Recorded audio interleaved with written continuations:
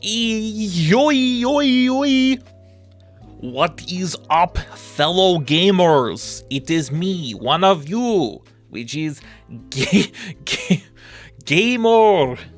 I am here to play a video game and make you go ha ha. I don't know if I do that, but whatever. Anyway, how's it going? How's it going? How's it fucking going? Say it with me, boys. Wabba wabba, we're streaming. What's going on? The worst accent I've ever heard in my entire life. I didn't even know you were here because the fucking Discord sound didn't even go off. I had no idea you were even here. I was just gonna turn on my camera and just come back to me just like staring at you frozen. You know, the crazy part is that your camera froze. Anyway, welcome, Spencer. Hello. Hi. Yes. He's here. Yes. Here to harshly criticize my gaming opinions. Yes, I will also be trying the Parasite Mutant demo. Ah. The Parasite Eve inspired new indie tactical roguelike. Okay, none of those words are correct, except for the first couple. Parasite Eve is not a tactical roguelike. This raspberry lemonade's been sitting out all night. You haven't drank it yet? I drank a little bit of it last night when I cracked it open, and then I got sleepy, so I went to sleep. Fuck, that happens to me all the time, man. Yeah, it happens to the best of us, really. Getting sleepy, but it like, yes, it is heavily inspired by Parasite Eve, but also specifically, obviously, aside from the fact that the main character fucking looks like Aabrea, it has the active time, which was the actual name of the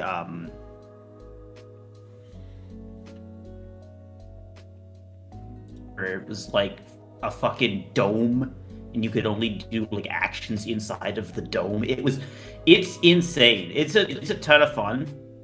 Original Parasite Eve. It's just very old. And then Parasite Eve 2 is fine, and then the less said about Third Birthday, the better. Because that one's... Third Birthday, to put it into perspective for people that don't know about the Parasite Eve franchise, is the other M of Parasite Eve. So you mean the Metroid Prime 4 of Parasite Eve? Correct. Other M, yes. It is a butchering of the character, which ironically is another blonde woman that is like powerful and like independent, and they make her into like a fucking damsel in distress that has to be saved by the blandest man of all time.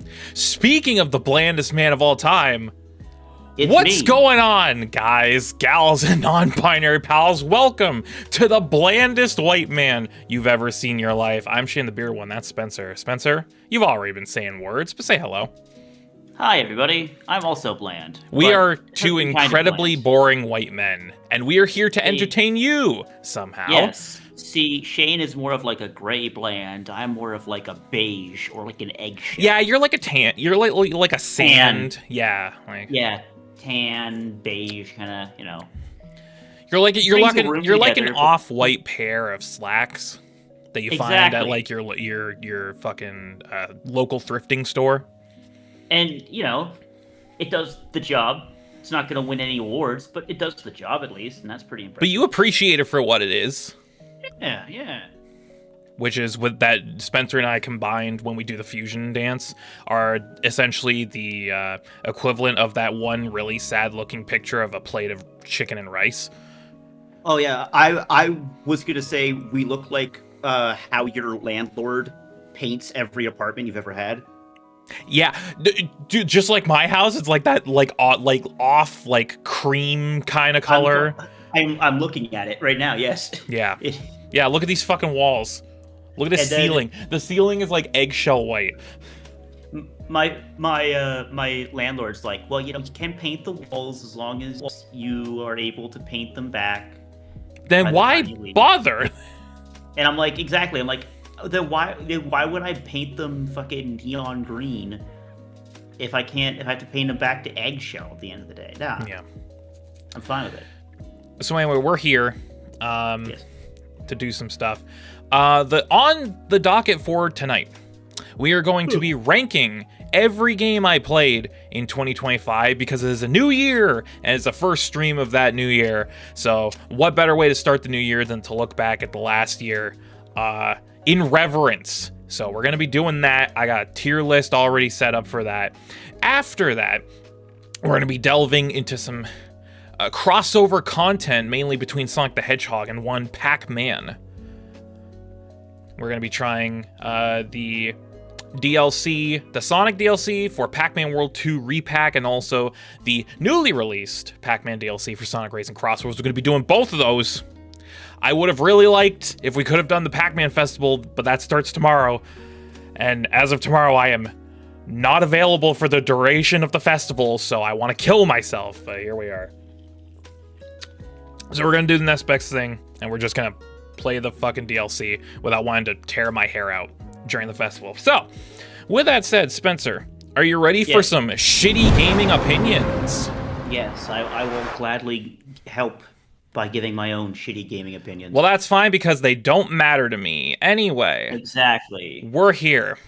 It's a new year, and what does everyone do at the start of a new year? We look back at our favorite things from the last year. In this case, you and me, we love some good old video games. And I have played, as I do every year, quite a few of those video games that came out in the last calendar year. So we're going to be ranking them tonight. Now, this is going to not to be a regular tier list, as you can see, because we don't have like S, A, B tier. Because I am a normal man, and by that I mean a very autistic man, as I go throughout the year, I keep a note in my phone where I personally rank all of the games I play throughout the year from least favorite to most favorite. So because I am a very well-rounded individual, that's how we're going to approach this. I've got tiers for all of the numbers that I have on my ranking. I've already predetermined this, so we're just going to plop them into the list, and I'm going to talk a little bit about each of them. So yeah, Spencer, are you ready? I could actually talk about most of these, so... Actually, I need to fix that because I realized that I played more games than I thought. I forgot about a couple, so I had to add them last minute. So yeah, I think let's just get started, buddy. Starting with the most obvious, which is, I'm rearranging some of these because some of these are out of order, and my autism doesn't like that. Remasters and ports. As we all know, every year, just like new games are released, some old games are also re-released with a fresh coat of paint or possibly moved to a new console. So I did play a few ports, which do not count for the ranking of 2025, but I did play them last year, so that's why I have this good old remaster / ports tier right at the bottom. So we're just going to start there. Good palate cleanser, a nice icebreaker, if you will, and we're going to knock out the ports that I got through. Xenoblade Chronicles X Definitive Edition for Nintendo Switch. Incredible game.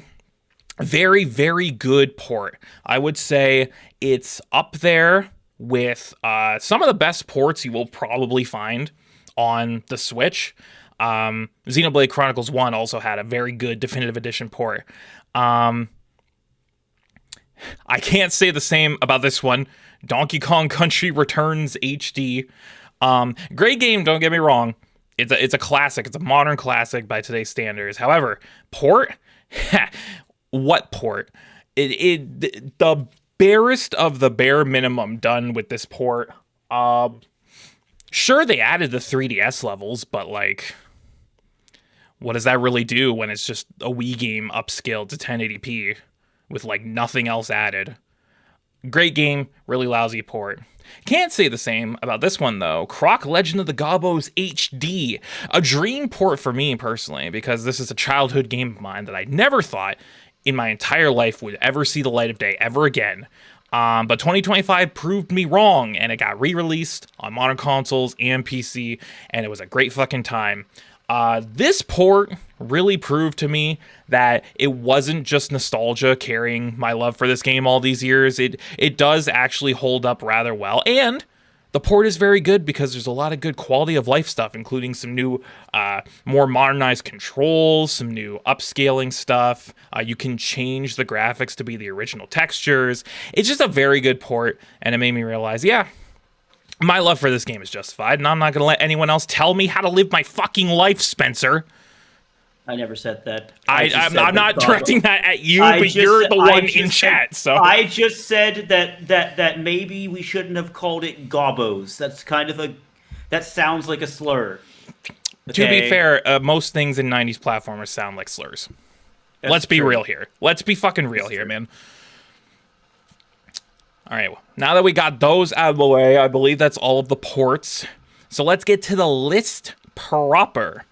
So like I said, ranking's already been predetermined by me, and we're just going from bottom to top. So, starting at the bottom with number 31. What was the worst game that I played in 2025? And I know for a fact... Is Pac-Man World 2 Repack not a remaster or port? That's a full remake, my guy. Oh, really? It's a full from-the-ground-up remake, so that counts as a new game. No, yeah, totally. But anyway, what was the worst game I played in 2025? And this guy here with me is already going to be firing shots because he's not going to like this. It was Elden Ring Night Rain. Nah, I get it. If you do not have 2 to 4 people to play that, borderline unplayable. I'm going to be real with you, Spenny. I had a full 3-player squad the entire time I played this, and I still had a miserable time. Who did you... That's no fucking... I have not had anybody want to play that with me. Like... Well, I don't own it on PC, that's why. So you had, like, your... No, okay, wait. So was it people you knew, or was it randoms? It was my sister. Okay. Because that was the whole reason we played it. TLDR, we got it for each other for our birthdays. It was like a double birthday present. We got 2 copies of the same game so we could play it together.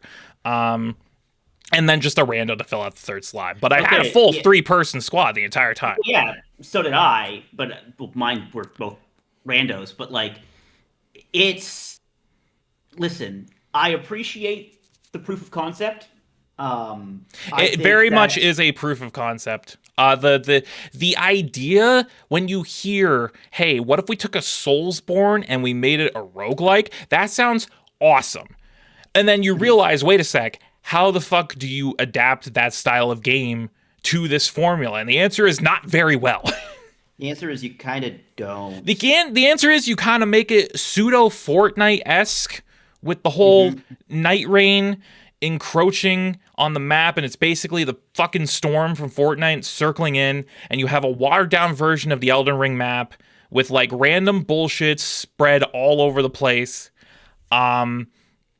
Honestly, if they went back to the drawing board and they fleshed it out a little bit and maybe like refined it, I could see it being a pretty good game. As it stands now, the product that we got, I just did not really vibe with it at all. And I can safely say this is the only game on this list that I genuinely did not enjoy playing. And that is why it's at the very bottom. Yeah, no, there's no shots. I completely understand. I thought you were going to have at least something. No, because I agree with you for the most part. It is a proof of concept game. It is it's fun. I enjoy it, but there's not enough there for me. Like if I could hang out with my buddies, right, and just do run after run after run, and just kind of kill like 2-3 hours gaming with the boys, that's something completely different. But being primarily randos, where you can't have like a rapport or like a back and forth, and a lot of it is very samey. The game's good. I enjoyed my time with it, but I have been in no rush to go back to it. It's mechanically sound because it's a FromSoft game, so of course it's going to play good at least. But just the general execution of the concept is quite poor, in my opinion. Yeah, so, I mean, it does make me a bit worried for Duskbloods, because yeah, a lot of this seems to be carrying over to that, and I guess we'll see. We'll see. I will probably like Duskbloods more just because it's my aesthetic. It's that gothic Victorian early modern era aesthetic. But I've never been a fan of the whole PvPvE kind of Like No. very, very, very few games I can count off the top of my head that I go back to that are PvPvE, and it's like Hunt Showdown is probably one of the only ones that I can name off the top of my head, and that's because once again I really like the aesthetic and the gameplay. So let's move on. Number 30. We have a game that I enjoyed my time with, but unfortunately I did not play nearly enough for it to really rank any higher, and that is Rift of the Necrodancer. yeah, Rift rules. Rift is great. It's a very different take on the rhythm game than Crypt of the Necrodancer and even Cadence of Hyrule, where it basically just goes straight Guitar Hero, and it rocks, and the visuals are amazing, and the soundtrack is bopping. I only played like 30 minutes of this game, so Let me check my Steam, and I'll tell you how much I've played of. for that sake, Rift. I realistically could not rank it really any higher. I played 2 hours so far. 2 hours. Okay. 2 hours. Oh shit! They got a new DLC. Yeah, I think it was It is Friday Night Funkin' and Unbeatable. Unbeatable. I remember they did the collab with that. Haha. We'll get to that game later. But anyway, great game, really vibe with it, just did not play enough of it. Has a fantastic workshop. Yeah. Oh yeah, the mod Yeah. scene is crazy. Mod scenes, ton of great custom tracks, and it's very easy to port, so can't say enough of that. Number 29. A game that you and I have played together, actually, is Sonic Wumble.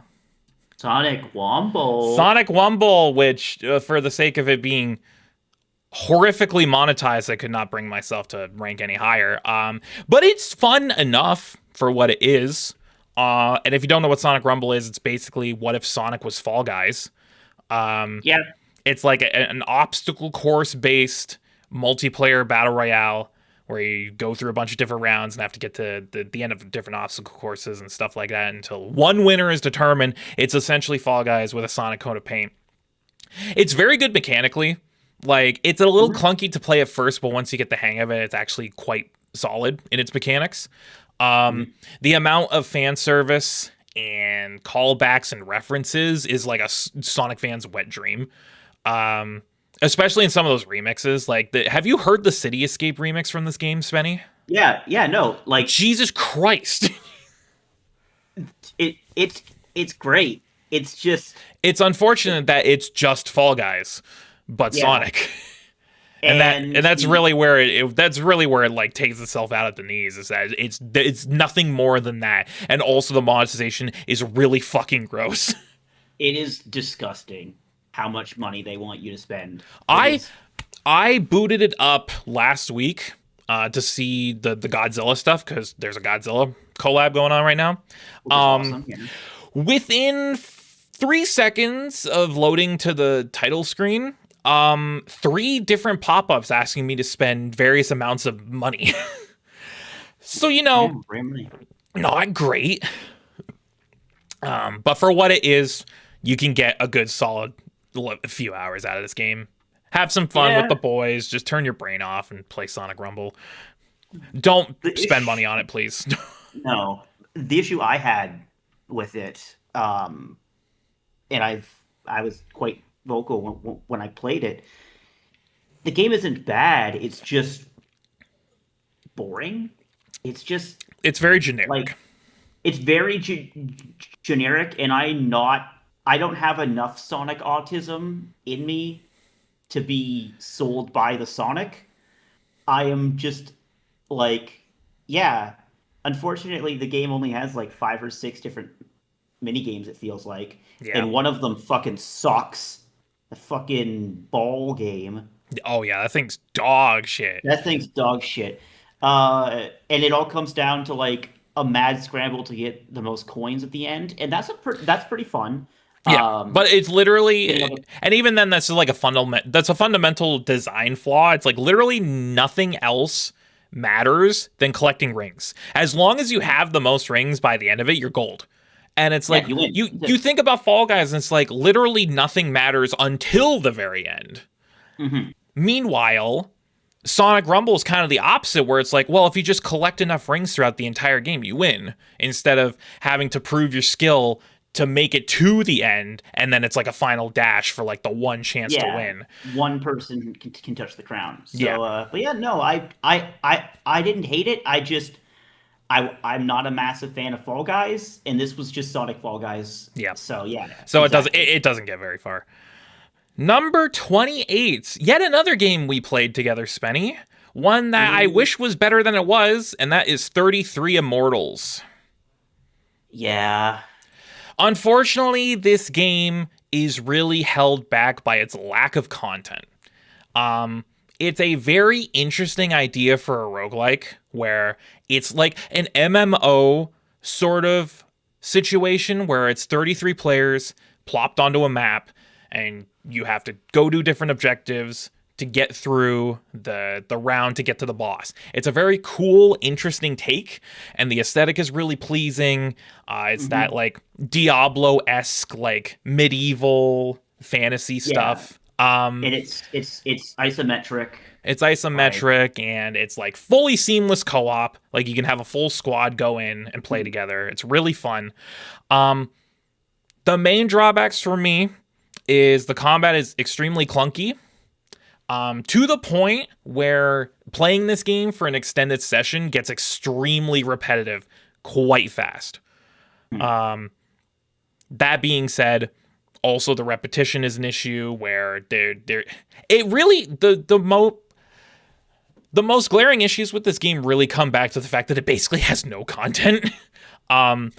And I get it's early access, but it's been out for almost a year, and it had one major drop, and really didn't add anything. This is the greatest, like, epitome of the danger that comes with the words early access. You can either have something like this, which starts really strong, but peters out very quickly because there's not enough updates, or you can have something like a Hades 2, which has constant small updates, Darkest Dungeon 2, like, et cetera, like... This is basically the example of how not to do the early access model.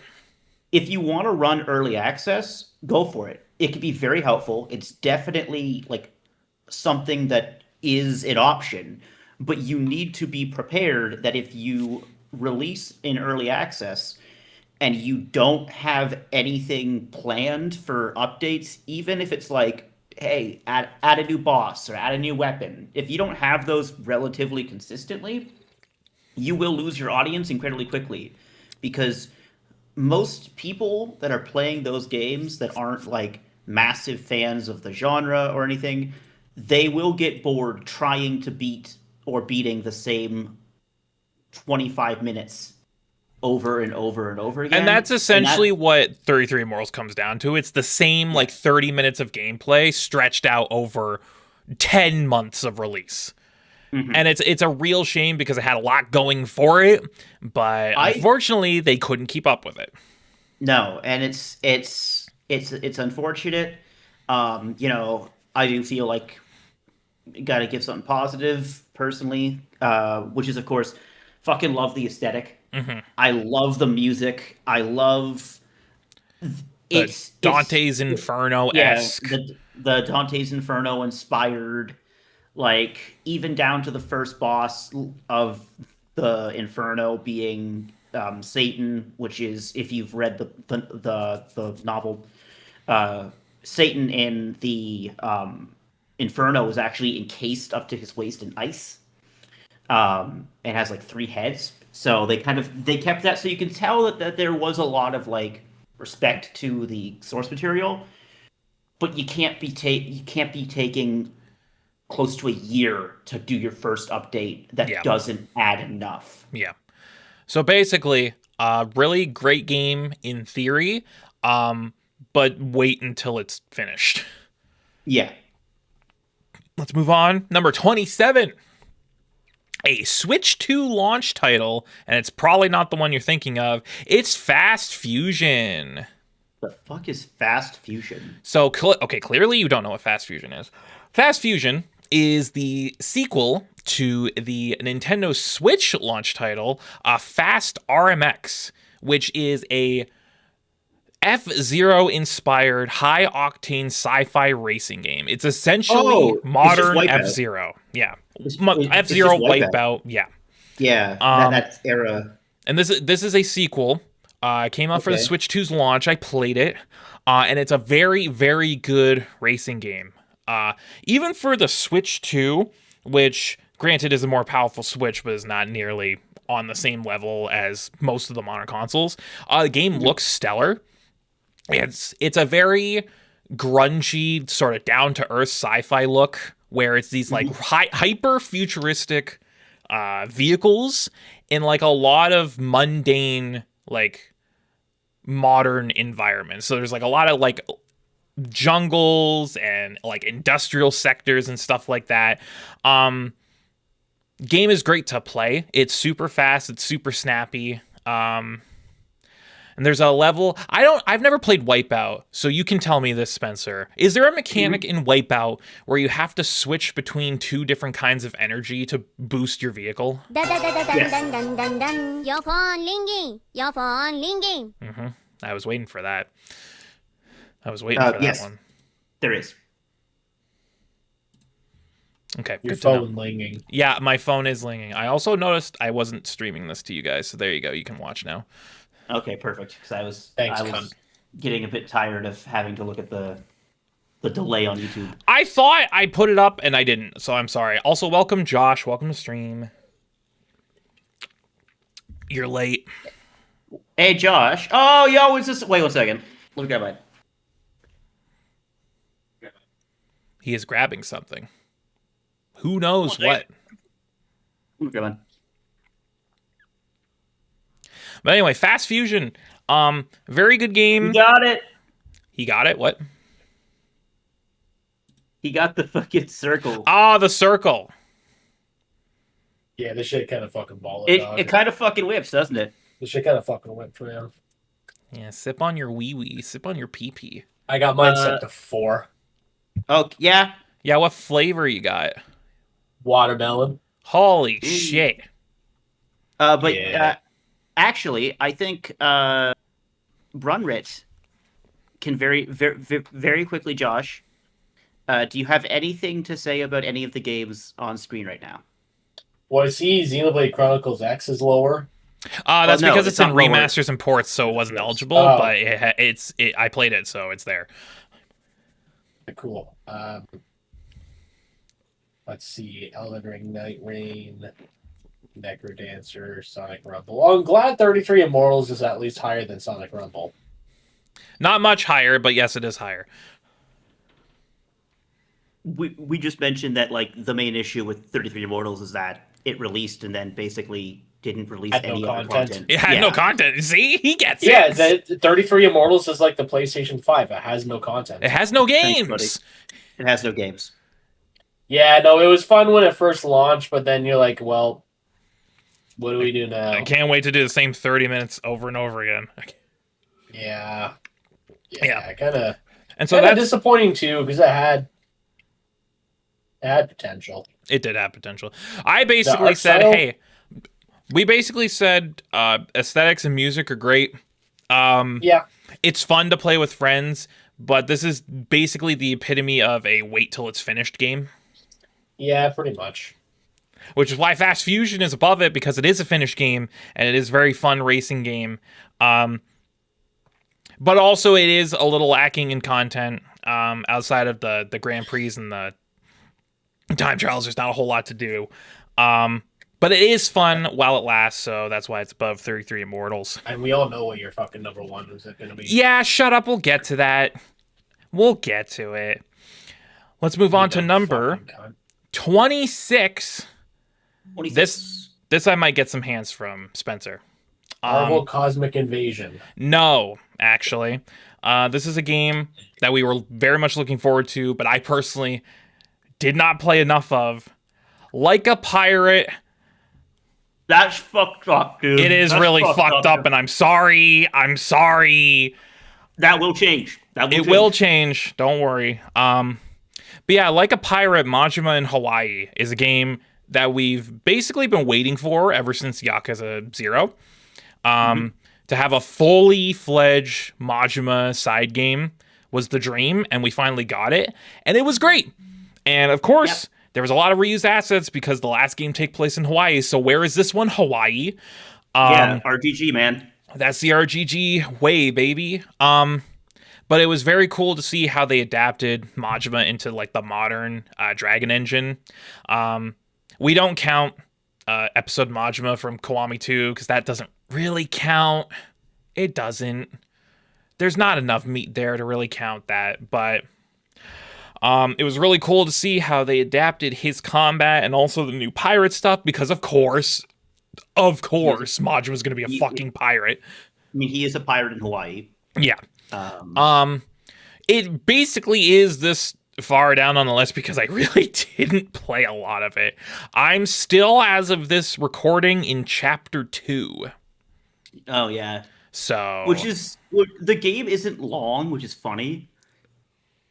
Like, Shane just buys too many games and doesn't play any of them. which is why this is the year of the backlog, baby. exactly. Yeah, how many games did you buy from this team's Winter Sale? You want to enlighten me? That was the final hurrah before I hunkered down and actually started playing them, you cunt. Shut the fuck up. Also, if there's anything new that both of us want to play, I'll probably buy it, and then we can add it to both of our backlogs. Anyway, continue your thoughts That's on Pirate genuinely what I'm Yakuza. doing. So Pirate Yakuza is very good. It is not without its foibles, as it is a spin-off. So you can tell that, like, it's like on the same level as like a Gaiden. So it's not like a full-fledged spin-off like a Judgment. You know, I look back on my time with Gaiden, and I realize how much I fucking love Gaiden. Dude, Gaiden is probably some of some of the best RGG, like 20 hours. Like, just everything is so snappy. One of the big foibles I will give Pirates in Hawaii is, like, how did you enjoy the ship combat in Assassin's Creed 4 Black Flag? I knew this was where you were going. I knew exactly where you were going with this. Because, ironically, it's not as good. Your ship moves really slowly, and like the oceans are relatively empty, except for like random ship battles, that there's not a lot of reason for you to like go on the ship outside of the story content and like the Colosseum. So like the pirate stuff is like, sorry, specifically the ship combat, the stuff with the ships is like ironically some of the worst part of Pirates in Hawaii. Mm-hmm. So go in there understanding, if you haven't already, that like it's not bad. It's just if you're expecting something as like in depth as like a Black Flag or a even like a Skull and Bones, as not great as that game is, that quadruple A game, it was mostly focused on the ship combat. So yeah, and it was also based off ship combat from AC4, which was like groundbreaking at the time. Yeah, I mean, after playing World of Warships and after playing World of Warships and navigating the battlecruiser Congo for a couple hours, I mean, like, sure, man. Really understand. With that being said, the depths. I played it in dub. Matt Mercer fucking kills it. Yep. He does such an incredible job. The karaoke selection is awesome. Like, all the songs rule, including the like Disney musical number that kicks off the first chapter. Yeah, it starts the game, yeah. It comes out of fucking nowhere, but it kind of gets stuck in your head. It kind of rules. And like the combat's great. It has the Yakuza 0 system of you buy your upgrades with actual money, because you're a pirate. So you can sometimes on the open oceans find islands and go in search for buried treasure. You can craft different things. So it's very much a modern Yakuza game. With that being said, all of that pales in comparison to what might genuinely be the greatest side quest in video game history. that involves one character attempting to find love. And to not spoil anything else, that Yeah, I is definitely all I didn't will get to this say. point. Oh, you didn't, because this is late game. Yeah, This is okay. one of the last. This is one of the last side quests that you can do, and it you can ask Matt, because it's the same for both of us. Fucking died laughing. It is the funniest, most insane side quest in the history of the franchise. Like, this is the franchise that in Yakuza 0 you have ghost porn. Yeah. You have fucking Kiryu trying to cross the road with ice cream cones. Yep. You have taxi heat moves. You have like I really You have- liked it when you said, "Hey, it's me, Goro Majima." Yeah, That's that true, was you pretty did that. sick too. So like I would compare this to more of like a Gaiden than a Judgment. Well, it's literally, Um, isn't it called like a Dragon Gaiden in Japan? Gaiden, yeah. It's basically they're what I feel now is Gaiden's that the they're new gonna moniker take- for just like spin-offs and side games. Yeah, exactly. Gaiden is going to be the like heavy focus on a side character and like what they may be doing around or slightly after the main story, and that also allows them to be like the main series is going to stick with the RPG elements, but if you want something that's more akin to the classic kind of like action RPG combat system, Play the Gaiden you can games. play the Gaiden games. But no, you will very much enjoy it. It's a very good game. It's not perfect, but a lot of good stuff to it. Just need to play more of it. That's why it's this low on the list. Speaking of which, another one that I didn't play enough of, and I hate myself because I was really, really fucking vibing with this one. Number 25, South of Midnight. Oh, that game's great. That game is fantastic. It's incredible. I played, I believe, 4 or 5 hours. I'm in like chapter 4 or 5-ish, around there. The game is stellar from just like an artistic standpoint. Technical achievement. The art style, the animation techniques, the setting of like a Southern America and the focus on like black culture is it's really cool to see that kind of stuff, you know, especially with the way the world is right now. It's really cool to see good representation of these cultures and these people. It's really great. And the game being like a pseudo Souls-born kind of game with its combat, but also like an exploration platformer. It's a really cool mix of genres. But like I said, much like a pirate, it's down this low because I just didn't play nearly enough of it. And that makes me sad because I really fucking vibed with the game that I played for the time I played it. And I will definitely get back to it at some point. Do you have anything to say about South of Midnight, Spencer? It's really good to see kind of that Creole Afro-Caribbean mythology in a video game, and one that is so lovingly made. And also shout out to Canada. Yeah. Compulsion is a Compulsion, Canadian company. Yeah. Also, And they got bought by the conglomerate. yeah, they did. But Unfortunate. At the same time, also this is my yearly reminder. I'm going to get this out of the way early. Is to play Contrast. Really, really fun, really short puzzle game. It was Compulsion's first game. So Before We Happy Few? yes, Okay. All right, let's move on. Number 24. A lot of the lower ranks are games that I really liked, but I just didn't play enough of to justify putting them higher. A game that I had my eye on for a little bit, but it kind of came out of nowhere and took me by surprise. And that is Windswept. okay, Do you have any idea what Windswept is? No, I'm looking it up right now. It's basically a DKC game, but where you play, instead of 2 monkeys, you're a duck and a turtle. Oh, that's cute. Oh, that looks very cute. And it is 100% Donkey Kong Country coded. It's basically, if you want a new Donkey Kong Country game, just play Windswept, because that's what it is through and through. Like, design-wise, gameplay-wise, aesthetic wise because of the cutesy pixel art aesthetic. The difficulty. Oh, yeah. Don't let it fool you. It may look cutesy, but it's from fucking hell, and it will torture your very fucking soul. It's that kind of game, brother. Oh my God. It's It's when I say it's Donkey Kong Country, it's Donkey Kong Country. They're called marbles and checkers. Yeah, don't let them fool you. Oh, You that's will sweet. want to gouge your eyes out while playing this game. It's their first game. Holy shit. Yeah, it's the first debut developer. Yeah, Weatherfell. Yeah. Really great achievement for their first game because it's really solid platformer.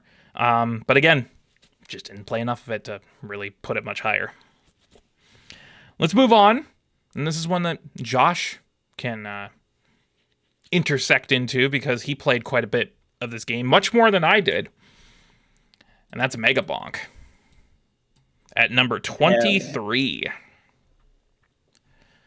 Josh, you have anything to say about Mega Bonk? I don't think he's here right now. That's crazy. So Mega Bonk kind of came out of nowhere and took the indie scene by storm. And it's essentially what if Vampire Survivors was 3D. And it really takes that concept and runs with it.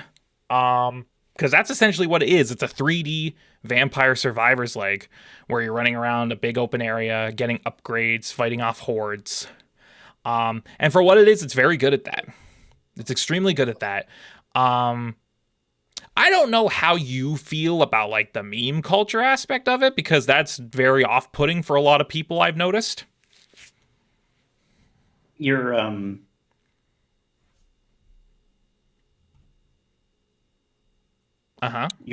your mileage may vary. I'm personally indifferent to meme like there's a very fine line, okay, between like meme culture that I can handle and meme culture that I find annoying. And I will save my thoughts on annoying meme culture for another game that I saw on that list down there for later. I filled it up too. But no, I do not find the Mega Bonk meme culture annoying. Yeah. I'm looking right at it. That fucking. I'm trying to figure out which one you're talking about. Mega Bonk. What game would I think the meme culture commentary is annoying? Wait, what did you have to say about Mega Bonk? Okay. All right. Yeah. Okay, He just called. So, go ahead, Shane. Say your piece again. Anyway, because you weren't here, Josh. Yeah, it was. Number 23 is Mega Bonk. It's a very good Vampire Survivors like the first one to do it in 3D and do it well. And it's very good for what it is. But how do you feel about the meme side of it? Do you find it cringe or do you like it? Oh, I love it. That's what I figured. It takes a little whimsy to, you know. It's just I know it's a point of contention for a lot of people. Like that's a lot of the Mega Bonk discourse is like, hey, great game ruined by cringe. Mega Bonk feels like it belongs in the year it came out. So what some people might call cringe, I call relevant to release. And also you can play as a skeleton that skateboards. Yeah, it's radical. And it's rad. Yeah, But anything also- to say about Windblown? Not Windblown. What the fuck am I talking about? Mega Bonk? Mega Bonk? Josh? I quite enjoyed Mega Bonk. I liked the comedy. The You music played it was way incredible. you played it way more than I did, so Yeah, I put how many hours did I put in Mega Bonk? I'm gonna guess probably at least 20. Between 20 and 30. 15. That's lower than I thought it was. Mega Bonk was really good. I really enjoyed it. The music was incredible. I enjoy the meme culture. I personally don't think they're relevant. It's actually a lot of older memes. It reminds me a lot of like early 2010 meme culture where we're just kind of starting to get into it. You know, the hey, the funny troll and shit like that. Yeah, troll face. I don't see this as like relevant, like new age meme. It is not. old age meme it is. So if you're the kind of person that enjoys the old memes, I think you'll enjoy the comedy. And yeah, the gameplay is great. I don't know why. I think it's the visual aesthetic of it that's giving me fucking RuneScape vibes for some reason. Well, because it is. It's very blocky. It's very It's Yeah, very, it's early like 2000s 3D game. it's very, yes. I would say it's specifically, it is like 2001 to 2003, like PC kind of adventure game, where it's very much like, yeah, King's Quest. It's very King's Quest is what I'm getting at. That's not. I was not expecting you to agree with that. I was expecting you to be like, no, idiot, shut up. No. As somebody who's played some of the original King's Quest as a massive FromSoft fan, no, the aesthetic is very King's Quest. It's very, even You like mean King's Quest or King's Field? King's Quest and King's Field. Anyway, let's move on. Number 23. Okay, number 22. A game with a lot of controversy, a lot of criticism, but one that people who have played agrees is generally one of the better games that released this year, and that's Borderlands 4.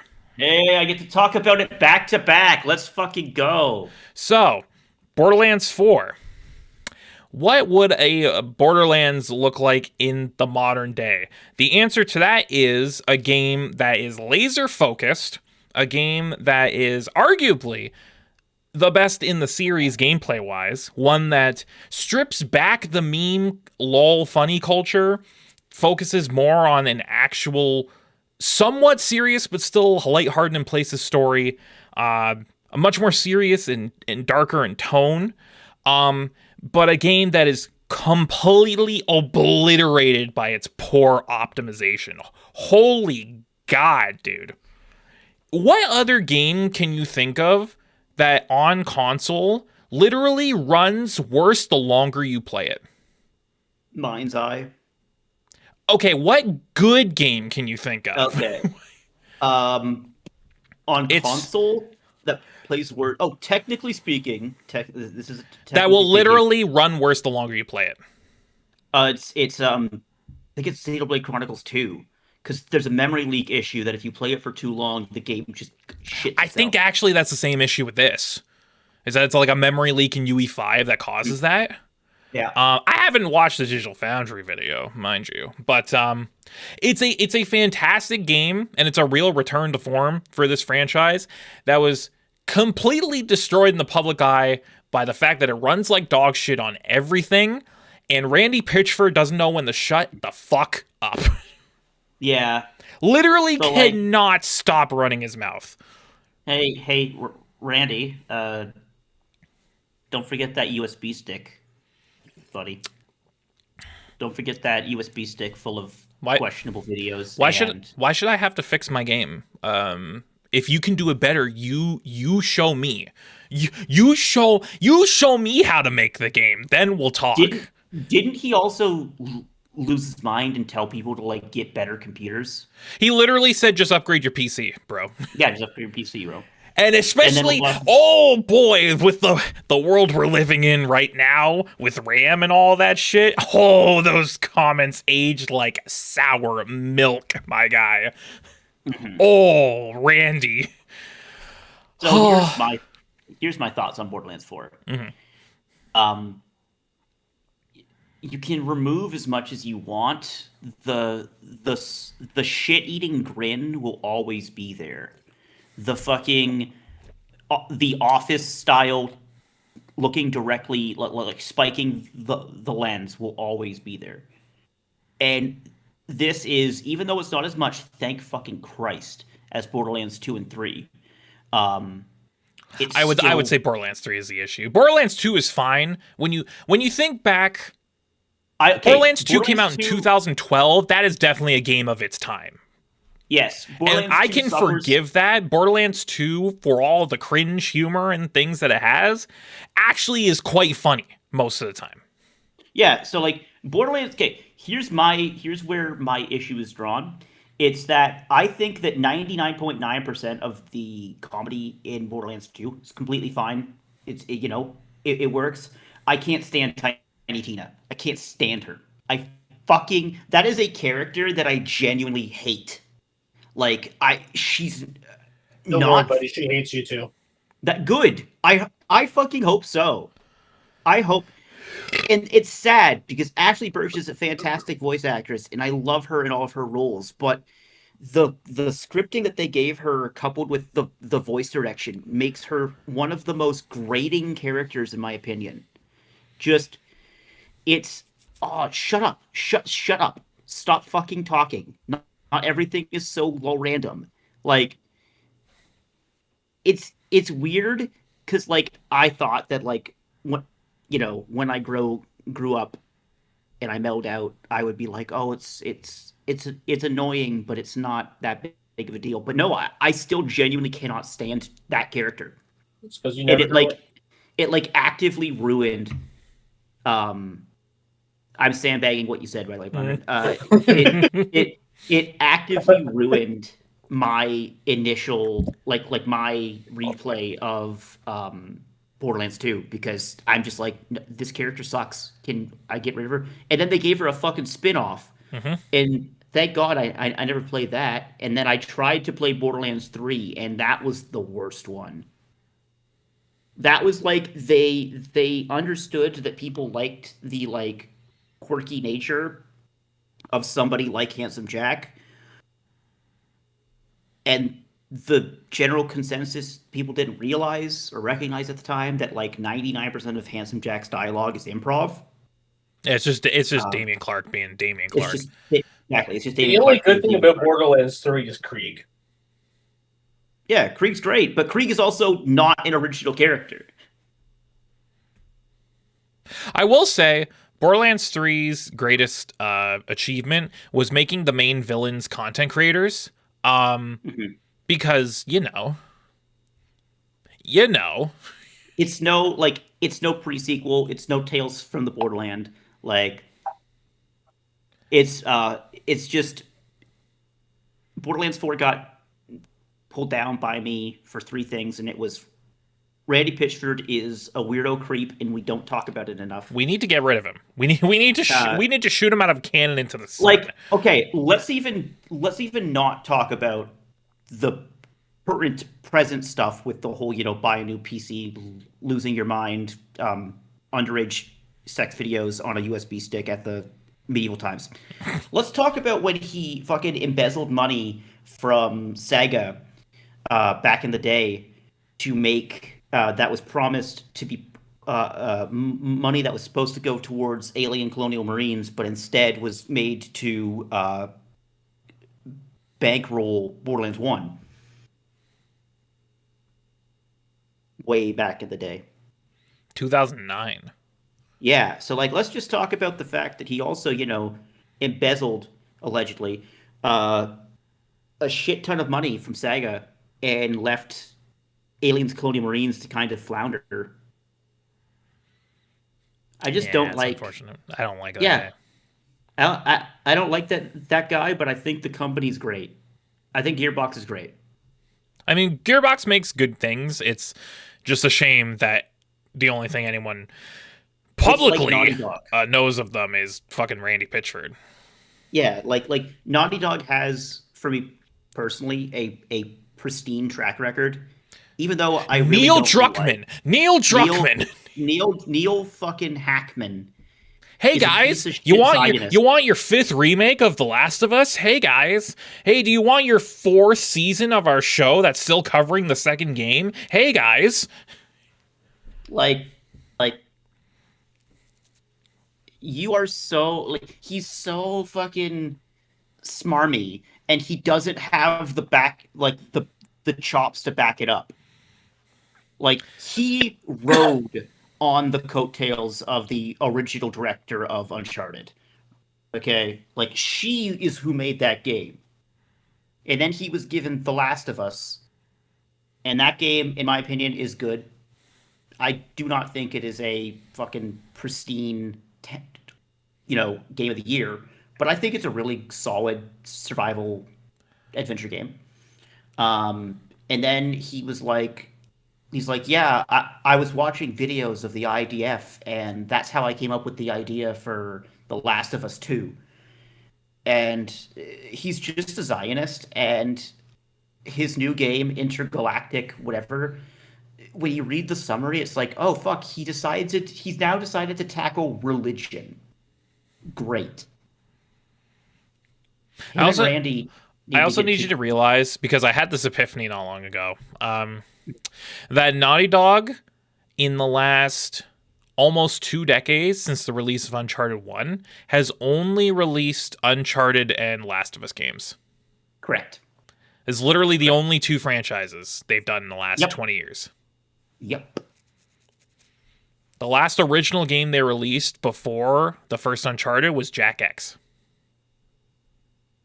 Oh wow, yeah, God. Fuck. Holy shit. That's insane, actually. Yeah, I want to kill myself. Yeah, but anyways, Borderlands 4. Anyway, Borderlands 4 is a good game that's marred by a fucking weirdo. Number 21, rounding off the 20s. A little game that I was actually playing the other day. Josh might know what I'm talking about. It's Haste Broken Worlds. I actually still need to check this out. Haste Broken Worlds is a speedrunner roguelike, heavily influenced by Sonic the Hedgehog. So, of course, you know me. Hey, guys, you know me. It's your boy. It's your boy, the bearded one. I hear those words and I'm like, Awooga, Awooga, you know, and my eyes pop out of my head and my head turns into a train whistle. Yep. It's a very fun game. In a weird way, the best way I can describe it is what. Oh God, never mind, because I can't remember the name of that game. But essentially, essentially what it is it's a roguelite where levels are randomly generated, and you have to go through a set number of levels to get to the end of a run. And it's an auto runner where you keep your momentum by dive bombing hills as slopes, and you use the momentum to carry your speed through the level. It's really weird and hard to explain without actually playing it yourself. But it is very fun, and the sense of momentum and speed fucking kills it. It's great. And I also found out last week that there are Sonic mods in the Steam Workshop, so you know what I did. Sonic mods. It's a great fun time. The only really thing holding it back is that its story and its like aesthetic aren't anything special. Not like you really go to a roguelike for a story, other than like Hades. Yeah. But yeah, it's really fun and it's really weird and quirky, and I like it a lot. Let's make more of these. Let's make more of these. Let's make more Neon Whites. More speedrunning games. Yeah. More games where I get to go fast for like 20 seconds to a minute, and then I get to try to shave milliseconds off my time by being more optimal and efficient. So let's move on to our next tier. We are in the 20 to 11, and rounding things off at number 20, we have Ninja Gaiden 4. Hell yeah, I played this game. This was a collab between Team Ninja and Platinum Games. Which is, when you think about it, Platinum Games working on Ninja Gaiden is like a dream come true. And it turns out that Unk still got it. Unk still got it because this was... I was worried. Very, very good action game. Very much influenced by the earlier 3D Ninja Gaiden games. But you can tell that Platinum had quite a bit of its DNA implanted into this. Based on what I've played, it feels like a mix between Ninja Gaiden 2 and Nier Automata, which I think is a really good way to describe it, because it feels like the classic Ninja Gaiden games of old. It's got the same kind of physics, it's got the same combo system, but it's got a lot of mechanics that are synonymous with Platinum games interspliced in there. So it's this weird hodgepodge of these two companies coming together to revive this franchise. And I think they really did a good job with this game. It's very much giving DMC4 with the whole dual protagonist and the fact that Ryu doesn't really show up until like near the end of the game. Which is very funny that just character action games with the number 4 in them just kind of do this. But it is what it is. And yeah, it's a very extremely good modern character action game. Not the best ninja game of the year, mind you, because we will get to a couple more of those, seeing as how last year was the year of the ninja. But Ninja Gaiden 4, great return to form, in my mind. Yeah. No, incredibly solid game from start to finish. Definitely is very, yes. It's the early or the later like Gaiden / the early 3D Gaiden, like the ones for the Xbox 360 era. It definitely in its combat, in its aesthetic, it has more of a mixture, but leaning towards Platinum. But in its story and feel, it has that Team Ninja just intensity, like the like special attacks and the parries and all that. They're very meaty. Like it's very much there's impact to it, which is what I want in you can have the Platinum games, character action gods that they are, you can have the fun combat with the different combos and buttons, but if the hits don't feel impactful, then you kind of lose some of that. I mean, if your action game feels like you're hitting a wet sponge, then it's not a very good action game. So I think one of the best examples of this is a little game called No More Heroes. And No More Heroes benefits not just from its aesthetics and its style, but because No More Heroes has something that I think all of these type of combat games should have, which is hit stop. It should have hit stop, and it should have like screen tearing, and it should, when you pull off like a big hit, it should feel like you're fucking breaking your monitor. Like it should have... I was gonna say, like it should feel like when you get good at these games, it should feel like you're like the game's barely holding on. Like like it's about to fucking like come apart at the seams. So because that conveys the sense of power to the player. It's like, wow, look at that cool combo you did that destroyed that basic grunt, and now the game is running at like 14 FPS because of all the particle effects. Yep. There's fucking blood and body parts everywhere. It rules. No, the game's a ton of fun. I'm a big Gaiden fan since the beginning, and especially of the 3D era. So it is nice to have an official new Gaiden game. Yeah. As that came out. Did not play 2 Black, but I heard it's very good. Very good. Unfortunately, it's a UE5 game. So yeah. Unfortunately, it's a UE5 game. So oof. Moving on, number 19. I believe I'm the only one who played this. It's a little game called Possessors. Correct, but it sounds like a game you would play because it doesn't sound like it's a horror game. So this is the new Heart Machine game, and if you're not aware of who Heart Machine is, they are the creators of Hyper Light Drifter. Oh, okay.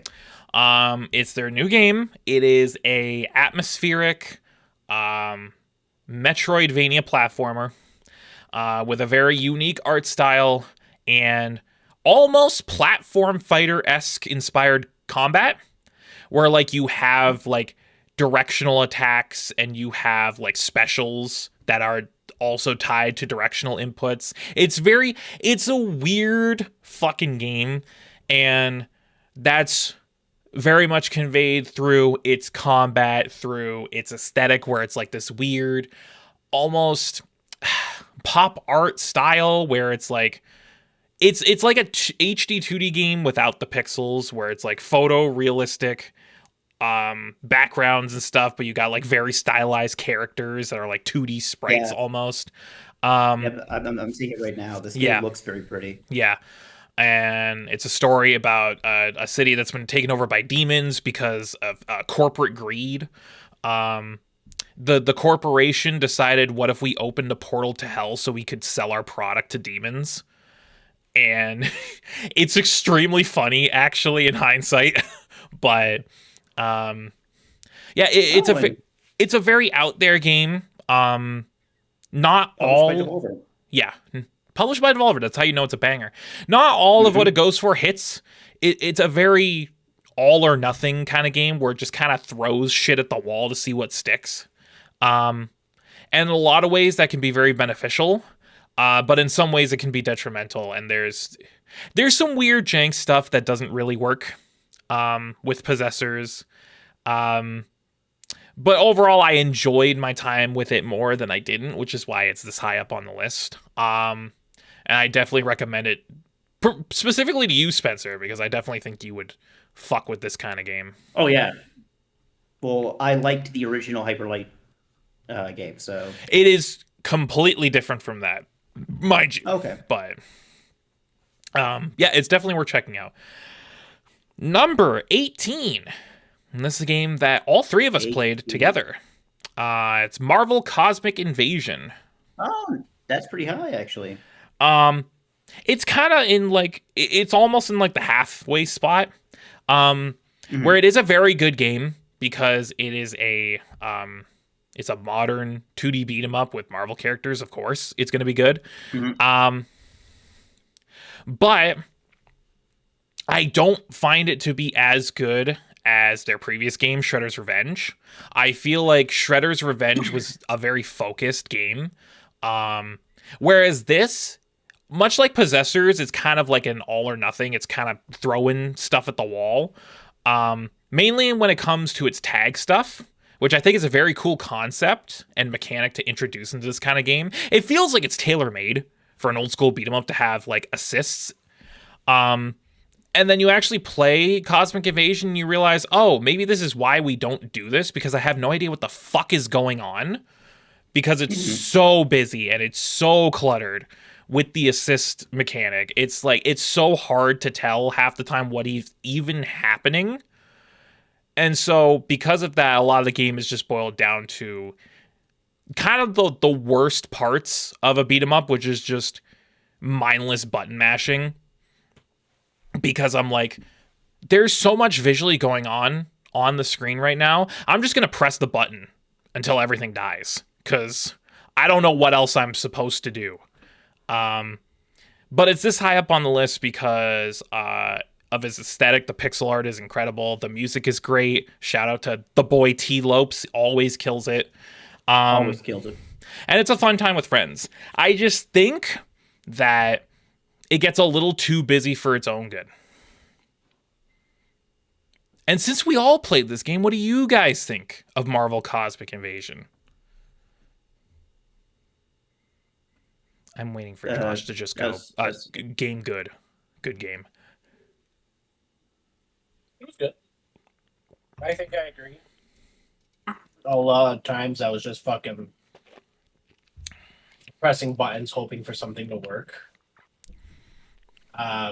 I was kind of disappointed with the character roster. That's just me. It is very small. Yeah. Especially because I was like, oh, we're gonna get all these cool Marvel characters, but then I was like, oh, okay, I guess that's fine.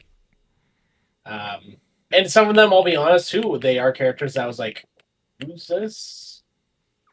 There are some deep cuts. Yeah. There are some deep cuts, which for some people that is nice, but for some other people, like, it's like, well, who the fuck is this? Yeah, trying to explain like Fantaval to you guys is like, no, you don't understand that's Star-Lord's like canonical sister that was brainwashed by a like, and like it gets into like comic stuff where it's like, okay, man, And when I'm Sure. playing games, sometimes I don't want to have to think of that. Sometimes a game like that, I just want to immediately get in and be like, yo, I know this character. I fuck with this guy. And then, I mean, 99% of the casting, no. yes. But no, I agree with Shane's take. It was good, but it was trying a little too hard. It gave me kind of a headache, if I'm being Yeah. honest. Yeah, And it It- was difficult to find who I was. it's way too busy for its own good. And that was, yeah, no, honestly, that's it. It's like, it's just too busy. And it becomes really difficult, especially in 2D beat 'em ups, where you're supposed to know where your character is at all time. Yeah, And it wasn't, because it was nice and shiny and new, there was not enough of a disconnect in the planes. yeah, yeah. So you would sometimes like whiff on enemies. Yep. Because you think that you're standing next to them, but actually you're like half a pixel in the background. So your attacks don't land because you're not technically on the same plane. So that's not like a big negative. That's just like a nitpick with all these modern 2D beat 'em ups. Is like, Yeah. there's not a lot of differentiation anymore between like foreground, background. I think, Oh, and I was also- thinking. Go ahead, Josh. Oh, no, you can go first. I was just gonna say I was thinking about this the other day when I was like finalizing this ranking, and I was like, Marvel Cosmic Invasion is the first time in a while where I played one of these like classic style beat 'em ups, and I actually felt the repetition of it. Because usually that doesn't affect me because I fuck with these kind of games so much. I just really like to play them and replay them, and they don't usually get old or stale. We didn't even beat this one, and by the end of our session, I was like, okay, this is feeling very samey, and I'm not really doing much different than I was at the beginning of the game. There's So no why sense of growth. so why am I still playing it? I'll be honest too. I don't know if it was just what we were playing. I felt like the difficulty was too easy. Yeah, Like it was really just I mean, press button. I think that's because of the tag stuff, like the assists. Like you can just spam assists and you'll clear out a screen in no time. Like, Yeah, it and just most felt a enemies little don't too- really fight back. They just all that kind of much. stand there and just like, okay. Yeah, it's a No, very it's it's a very good game, and Mhm. Tribute does make very very good games.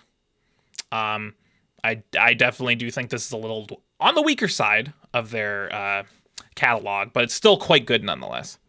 the game is good, but when there's a plethora of better 2D beat 'em ups, even ones that are licensed, We'll get to the other one. Don't worry. thank you, because I saw it. We'll get to it. Don't worry. Let's move on. Marvel Cosmic Invasion number 17. Speaking of licensed games, SpongeBob Titans of the Tide. I really like SpongeBob licensed games because they're not great, but they're fun. They're fun times. So, Titans of the Tide is technically the sequel to the Cosmic Shake, which was technically the spiritual sequel to Battle for Bikini Bottom because it was a 3D SpongeBob platformer that was in the same vein as Battle for Bikini Bottom. And Cosmic Shake was very good, and I think Titans of the Tide is even better. Wow. A- Okay, because I haven't played good- this one yet. A good SpongeBob platformer kind of shits on like 80% of its contemporaries. I'm going to be honest with you. Yeah. Because they go unrealistically hard with the SpongeBob tie-in games for some reason. Dude, ever since Battle for Bikini Bottom came out for like the Yeah. fucking everything, that the PS2, the GameCube, and I think the original Xbox, like that was a game that was that was back in the era where if you had a license for something, most people still gave a shit Yeah. and did their best with the license. But like Battle for Bikini Bottom is a genuinely incredible game.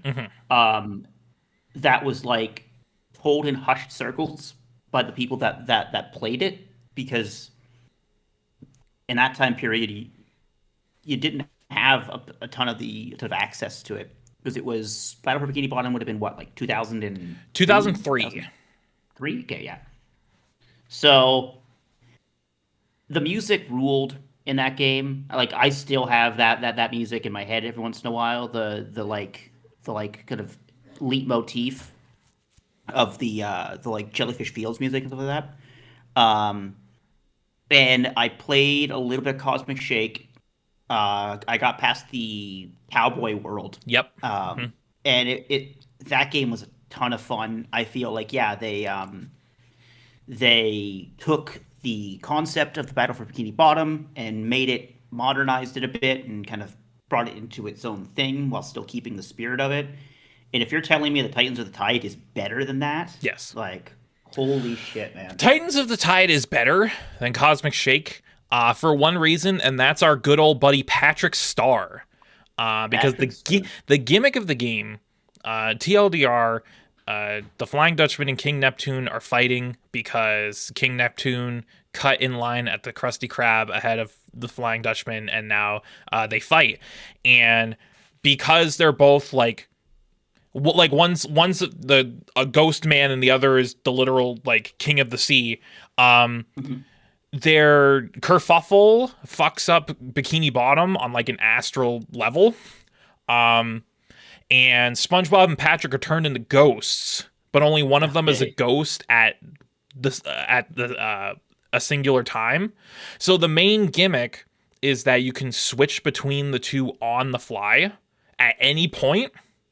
And because of that leads to the main reason why I think Titans of the Tide is better than Cosmic Shake, and that's its level design. Because it takes full advantage of the fact that you're playing both of these characters at the same time, and it leads to some, for a licensed kids platformer, insane level design.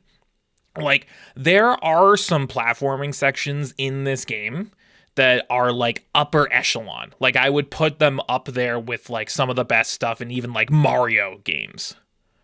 It's that kind of good. And the whole Flying Dutchman versus King Neptune angle in the story leads to some really creative world design and levels that you traverse through. Because it's not like Cosmic Shake, where Cosmic Shake leaned entirely into the multiverse thing. It's literally what if Bikini Bottom was like Bikini Bottom itself was like on the fringe of collapsing into the like space time. So it's like some things are like dragged into the underworld, some things of the underworld are like brought into Bikini Bottom, and like things are mixed up and mismatched all over the place, and it leads to some really creative stuff. And I think its creativity is what really gives this game its edge. It's really good. The only issues I had with it were performance wise. I played it on Switch 2, and for some reason it ran like dog shit. I played the entire game in handheld, and for some reason it just did not run very well at all. And I don't know why, because it had a specific Switch 2 version and a performance mode and everything, but the performance mode is basically a fucking lie. So it does not run great on Switch 2. If you're thinking of getting this game, definitely look to get it elsewhere. But it's definitely worth it. It's an extremely, extremely solid platformer. It is crazy, by the way. I just looked this up. So Battle for Bikini Bottom was 2003. Yep. The SpongeBob SquarePants movie was 2004. 4. I saw that in theaters with my dad. It's one of the greatest moments of my life. That movie is incredible. And I don't know how the other ones are, but Sponge Out of Water. Sponge Out of Water is really good. I have not seen Sponge on the Run, but I've heard it's dog shit. And Search for SquarePants is good. It's fun time. So basically, just watch the first two. Watch the first two. Yeah. Moving on, number 16. Let's get some roguelike action in here with Clover Pit. Hey! So Clover Pit kind of came out of nowhere. And it's a slot machine horror roguelike where you are a person trapped in this hell, and you have to run slots to earn your freedom. And the entire game Who got you in is the Clover Pit? yeah. Who got you in the Clover Pit again? I'm forgetting. What now, Josh? Sorry. I said who got you into Clover Pit? Yeah. Shut up. Just remind me. I'm having a hard time reminding who got you into Clover Pit again. It was my ass. Probably some cool guy. Anyway, Clover Pit. I'm refilling my Slot circle. machine roguelike. It is literally just run the slots, and if you don't win big, you die. But much like an actual slot machine, it has that secret sauce, which is the addictive quality of gambling, to really carry it. And like any good roguelike, it takes a very simple concept and kind of runs with it, because the amount of shit that you can do with the slot machine is absurd. And this is definitely one of the better instances of number go burr game out there.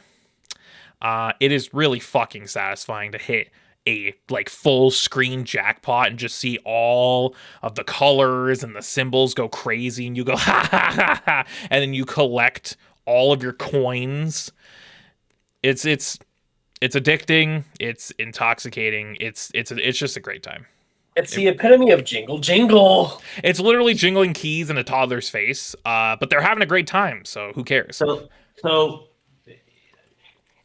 I actually prefer Clover Pit to Balatro, for one major reason, which is that it's a personal reason. It's that I could never get into Balatro until I basically had to realize that everything that I actually know about poker is a lie, and this is not a poker game, even though it portrays itself as a poker game. Clover Pit is slots, and you play slots, and it is slots. And you can increase the odds of certain things showing up or payouts and all that stuff, a la Balatro with chips and malt and all that stuff. Mm-hmm. But at the end of the day, the rules stay the same. Also, you can increase odds and stuff like that, but it is very much like it's luck. Luck-based. It's luck. It is pure luck, which gives me more like dopamine brain go burr than like not having to, but like basically having the game solved at some point. I never want to, unless it's a puzzle game, I never want to basically have a game solved. And that is watching a lot of Balatro content. It's like you find one of like 7 or 8 different jokers, depending on the deck that you play, and then you just rock that. Yeah. And obviously, gross oversimplification, and I have nothing against Balatro. You all know that. But I felt more attached to the like spontaneity and like the randomness of Clover Pit compared to Balatro. Balatro's fantastic. Love it. Fucking great game. Just didn't hit the same way that Clover Pit did. See, and that's where I'm going to be different for you. Is I do not like the fact that it is all luck based. That's the reason why I like Balatro. Is Balatro, I will not say I think I have to wholeheartedly disagree with you. It is not a solved game. There are thousands upon tens of thousands of different ways to play Balatro. You can play so many different combinations of so many different jokers that no matter what you play, every single run is going to be unique. And you have full control over what you do. That's why I get annoyed with when I was playing Clover Pit, because sometimes it's just like, well, this is bullshit. I just didn't get lucky. When I'm playing Balatro, I cannot say gambling, baby. But that's just like gambling, exactly. But for me, Balatro is a game where I cannot blame anyone but my own skill. Balatro is a game that has a higher skill expression, while Clover Pit, while it has a lower skill expression, has a better payoff. I would personally argue that like I have nobody to blame for losing my Balatro runs but myself, because that's actively not true. Balatro has randomness as well, because it is still a 52 card deck. You can take cards out, add cards in, etc., etc. But if you're stuck with no And Lord knows I've heard it from you a ton of times. If you don't get that good malt or good chips or good jokers in your first ante or two in order to properly ramp, you can be pretty screwed. And yeah, there's tens of thousands of different ways to play it, but when the predominant belief is like, if you get one of these set of jokers, you've basically won the game. Like, So, if I once again, I will say me not being able to get certain hands is my own skill because every single seed on Balatro you can win. You can win every single seed on Balatro. A lot of it is just how good you are at the game. And yes, you can definitely, like, if you're looking to go Nana Inf, yes, there's only a couple of ways to win, technically win by getting Nana Inf. But if we're talking just about Anti-8, it is skill-based. It is skill-based because you can win. It has been proven you can win with any single seed. It is purely just, are you good at the game? Am I good at the game? Not incredibly. And that's why I sometimes lose. And I say, yes, I wish I could have had this or this, but you can win with every single Joker. yeah, but does that not then prove my point that it is a solved game? If you can win with every seed, as you've stated, if you can win with every seed, that by its own virtue makes the game solved. You just need to find the way to solve it. And Balatro and Clover Pit, to me, okay, the main difference is this, right? You see Balatro as a puzzle. I see Balatro as a challenge. Yeah, you see Balatro as like a challenge of your skill with the rules set out in the game. Right? I see Balatro as a poker roguelike. And I see Clover Pit in the same way. Like, in my eyes, they are the same concept of a game. If we're going by that, then technically Clover Pit has been solved by a lot of people too as well. Because there are ways to basically just get luck out of the equation and just win. And that is like valid because there is still a ton of other ways that you didn't get lucky. And that's gambling. That to me fits better than the concept of like, well, every seed can be won if you are skilled enough. Like, I want to lose. I want to lose by bullshit because that's why I gamble. That's what gambling is. You win or you lose by bullshit. Even the people that make millions upon millions of dollars doing actual gambling, actual like poker and all that stuff, will occasionally lose by bullshit, and that's what makes it interesting. And for me, I don't like that. I like the challenge. I like being challenged to say, okay, how am I going to do this? We have the same basic opinions. It's just we're on opposite ends of the fence. Both of us agree that the game is good, but how we look at the game is different. Anyway, Shane, we're sorry. Can we move on now, please? Sorry. Anyway, let's talk about the other slot machine roguelike. Number 15, Slots and Daggers, baby. That's a fucking NL-ass game. If you had told me, if I had a nickel for every time a slot machine-based roguelike released in 2025, I would have 2 nickels, which isn't a lot, but it's weird that happened twice. Mm-hmm. Wow, you're so funny. And Slots and Daggers, to me, I prefer over Clover Pit. I think it's the better of the 2 games. Mainly because it is a slot machine roguelike with turn-based combat. And that's the gimmick, is that you are vying for different tokens with which you can roll on the slot machine, and they will give you different abilities and actions that you can perform in combat to fight various enemies and bosses. And this game was incredibly addictive for me. Trying to get through the different biomes to fight the final bosses, trying to get better tokens with better weapons that had better stats and abilities and passives and all of this stuff to basically slingshot my way through, to strong arm my way through all of these turn-based battles. It was addictive. It was fun as hell, and I really, really loved my time with Slots and Daggers, and I definitely think everyone should give this a try. It's very, very good. I don't know if I was... Did either of you play Slots and Daggers, or was it just me? No, I've played a bunch of it. Okay, what do you think then? Well, I originally got introduced to it by our good friend NL. NL, Northern Lion. Mr. Northern Lion. Yep. And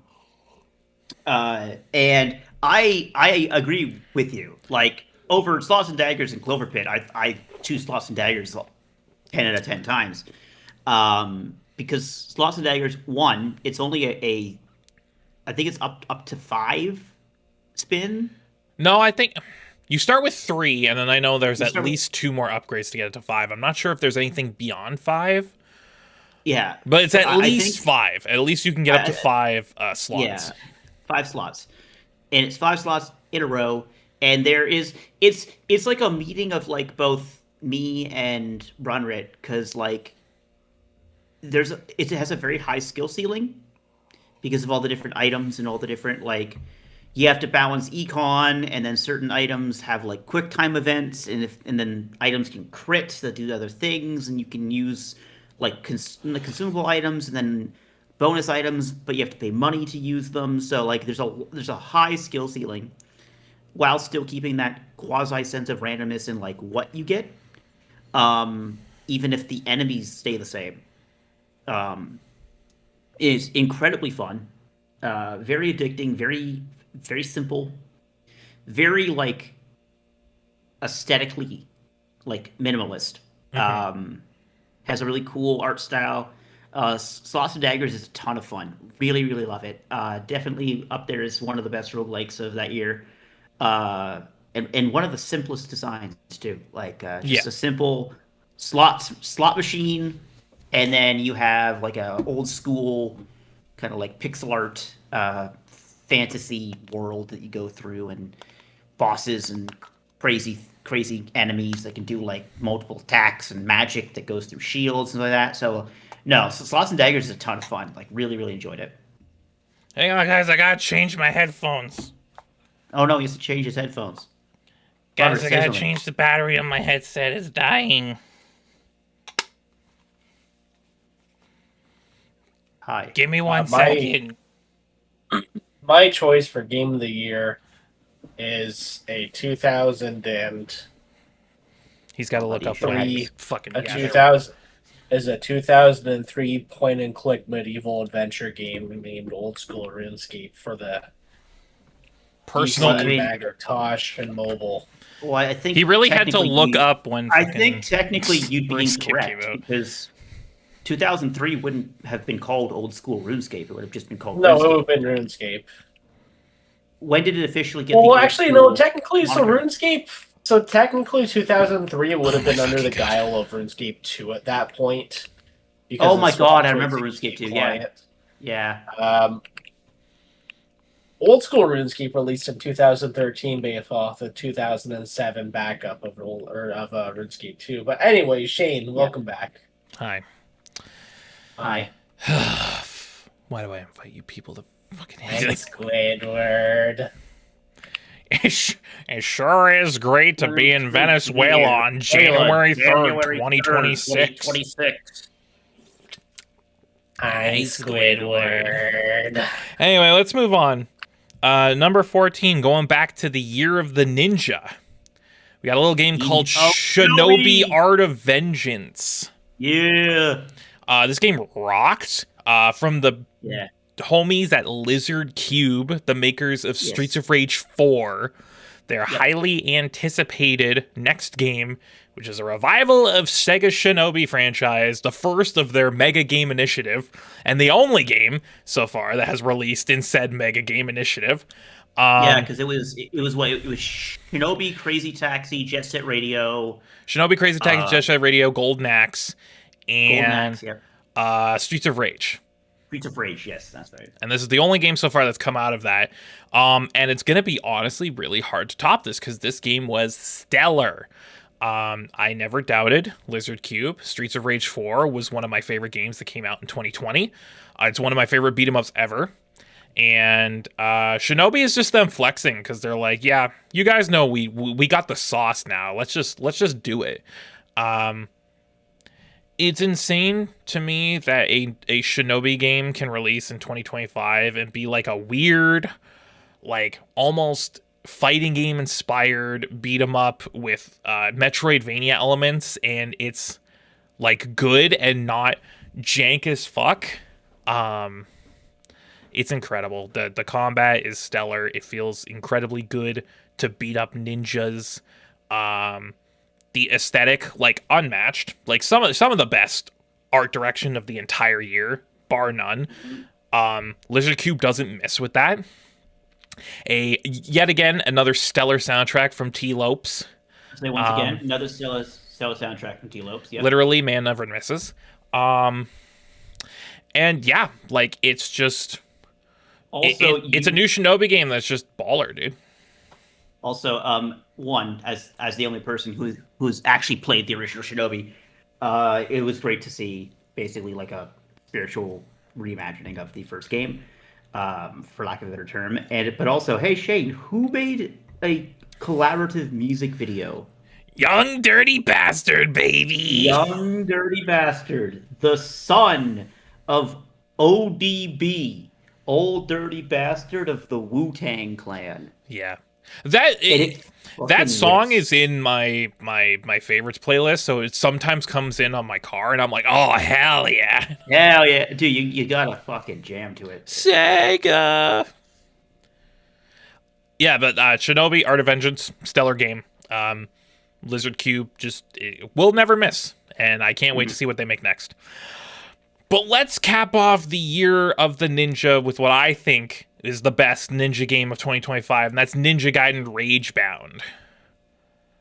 Better than Ninja Gaiden 4, better than Black 2, just barely etching out Shinobi. Our friends at The Game Kitchen have made yet another banger by The Game Kitchen. It's just, this year was so good for Ninja Gaiden, man. Like, we are truly fucking back. So from the makers of Blasphemous comes a new old school style Ninja Gaiden game. Okay, that's... Yeah, it makes sense now, right? Mm-hmm. And it's one of the best 2D platformers of the entire year. It's expertly crafted. It controls like a dream. It looks insane, but if you've seen Blasphemous, you know the Game Kitchen doesn't fuck around when it comes to their pixel art. A phenomenal soundtrack. Like, just some of the best of the entire year. I'm going to be quite real with you. And a very cool, again, I don't know, much like Ninja Gaiden 4, where it has like the dual protagonist thing, so does Ragebound, but in a very different way. And those mechanics come into play a lot throughout the game. They're very unique and they're very interesting. It leads to a lot of interesting, not only level design, but also combat encounters. A great game to try and speed run. I think this game's like a speedrunner's dream when you really get into the flow state, because I tried to do that because it has time trials. And oh god, I spent way too much fucking time on those time trials. But yeah, Ragebound is a stellar game, and I think the highlight of the year of the ninja. Easy. Yeah, Ninja. You didn't play it, right? No, I've not. No, I have not okay. played it yet, no.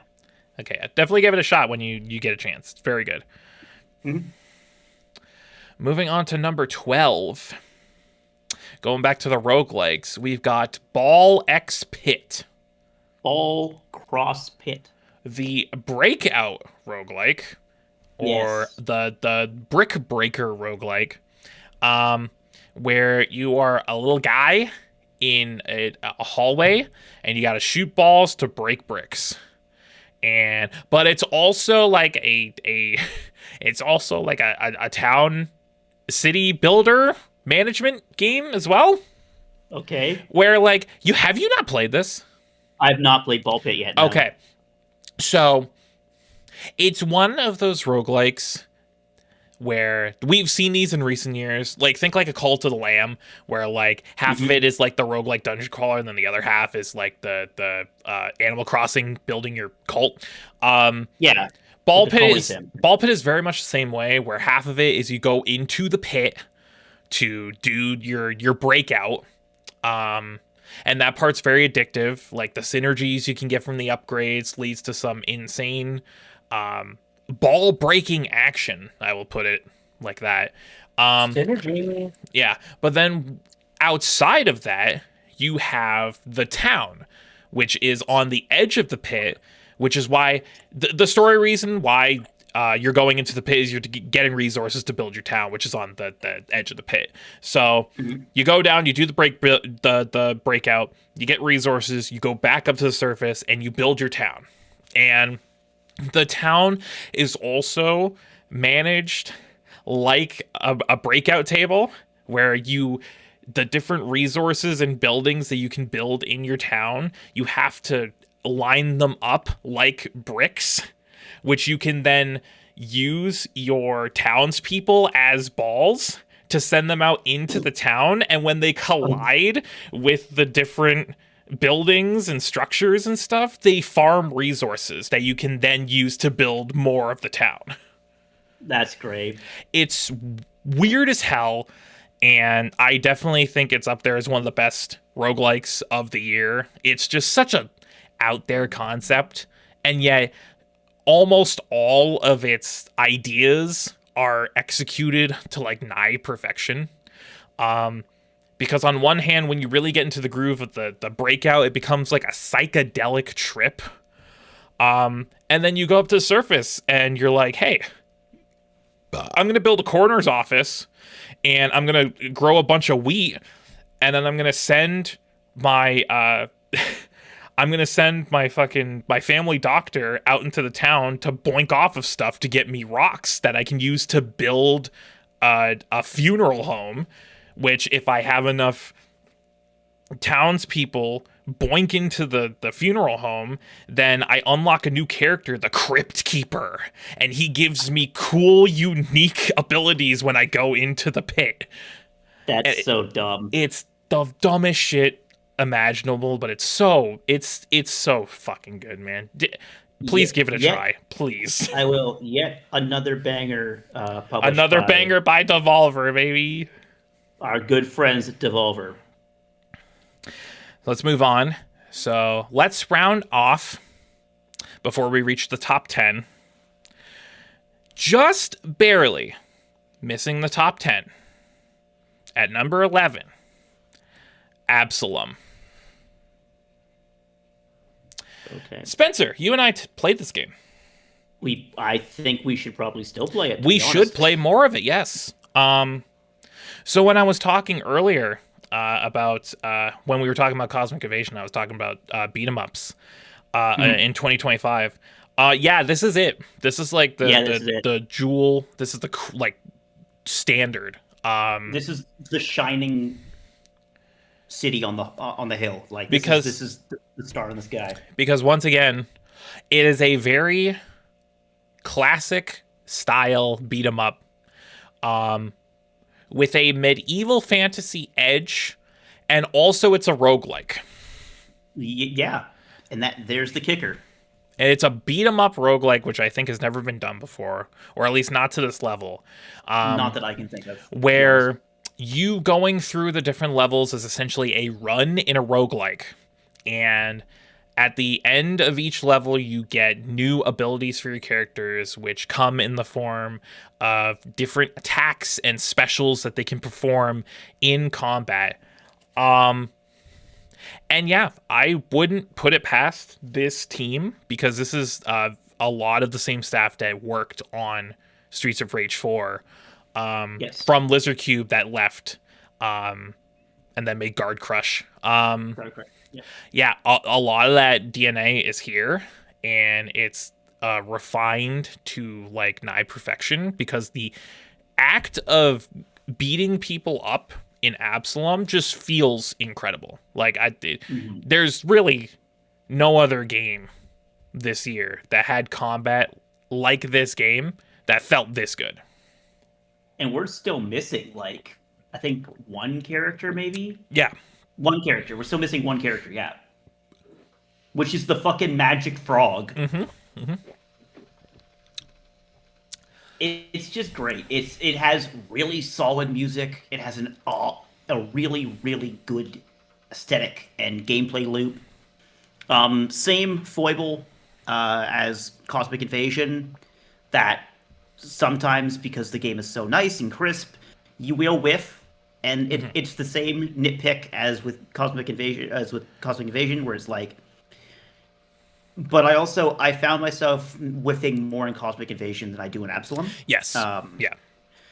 But it's really like all the different roguelike builds that you can make are like based off of like certain elements, but also there's like things that you have to unlock, so you don't actually get all the elements at once. You need to like complete side quests. So sometimes it's like go and like unlock this door, and then you get to and then you like unlock it in one run, and then the next run you can talk to somebody, and then they go and open up an elevator, and that gives you like a secondary like secret route to get to the boss that kind of cuts past a bunch of stuff.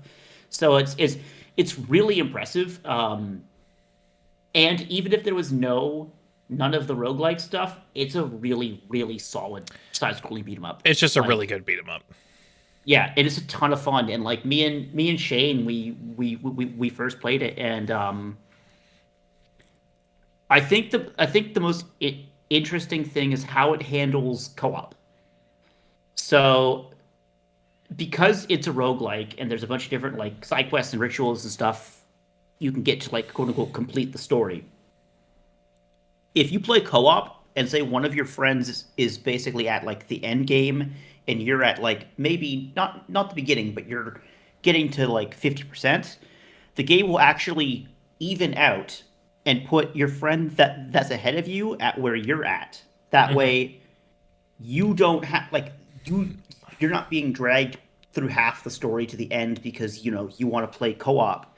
And it also evens out like the power levels as well as the story content. Yeah. So you can play by yourself and get further, but if you play a co-op with somebody who isn't as far, the game will actually bring it down so that it doesn't penalize anyone for where they are in the game. It just allows anyone of any like point to just play together and have fun with it, and that exactly. I think that's a great thing.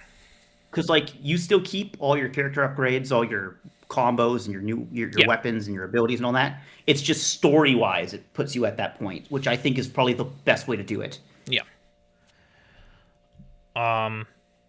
Okay. Top 10 time. Are we ready? Number 10. Number 10. At number 10, to kick off top 10 of 2025. What is it? We have Unbeatable. Okay. Is it because you haven't played it a lot? Well, would it have made it into the top 10 if I hadn't played it a lot? Fair enough. Question. Yes. No, I haven't actually Isn't played. Isn't Pac-Man World 2 repack a remaster? God damn it, Josh! We already asked this. The same thing. It's a from the ground up remake. It counts. It's a new game. It apparently is actually like brand new. Fucking whatever. Anyway, Unbeatable is fucking dope as hell. Yeah. It is a rhythm game where music is illegal and you do crimes. And it's dope as hell. That's what you do. It just has some of the best music and art direction of the entire year. And specifically the game direction, like the way the story is being presented so far, is really striking a chord with me. Haha, get it? I don't know. It's just something about how the story is playing out and the way it's presented and like cutscene direction and all this. It's really getting to me, and I'm like, damn, this could be an all-timer. Hold up. And the actual rhythm game stuff is also very good, even though I am ass at rhythm games, but I still enjoy it.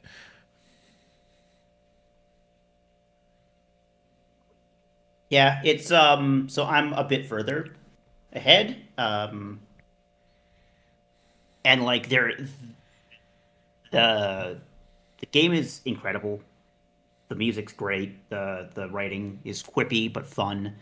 Um, it knows what kind of game it is. All the characters are named after like music terms. So like there's like What the fuck is Quaver then? uh, Quaver, I think, is a like a sound term. Oh no, Quaver is What? a yeah. Quaver is an eighth note. Oh, okay. It is specifically what the Brits call it. Ah, them Yeah, Brits. because they have different names because they have their names are more based off of what they actually were called back in the day. If you're British, Quaver, I don't respect you. Quaver also has quav, and QUA is what you get quarts and quarter from, which is like 45 half. Quart is also eight as well. It's Okay. one of those terms. But yes, yes. Obviously, beat is a beat. There's a character called Sforzando. There is a character called Treble and Treble Clef. and Clef, which are the best characters in the Treble game and- so far. They are fantastic characters. One So of them far. is voiced by a YouTuber I know. Who is that? Julian Noodle Gaming voices Treble. Oh, well, Mr. Noodle Gaming, you do a fantastic job. He made a video about it, and he was like, I don't know how the fuck this happened, but I'm in the game, I guess. Yeah, he great job. But like, no, it's yes. The ironically the most positive thing I can say about this game is that I played it and I went, fuck, I want to go back and replay Hi-Fi Rush. Which sounds funny to be like appraised as like it makes me want to play another game, but it's like because it fits that niche and I want more of that style of game. Like it's not as, action like rhythm as Hi-Fi Rush. It's definitely split more into you're like not VN, but you're more like walking around exploration stuff, and then you're like music stuff.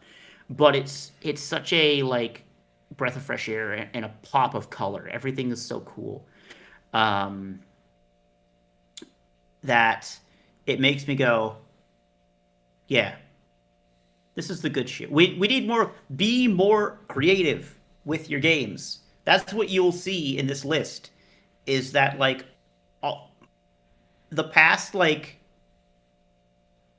6, 7 maybe games have been like even Sorry, if what did you they're say? old IPs, huh? The past how many games? 7. 6, 7. No, this is something that like Wow. has unironically unlocked something in society that makes me feel old. That like people are afraid of the number 5.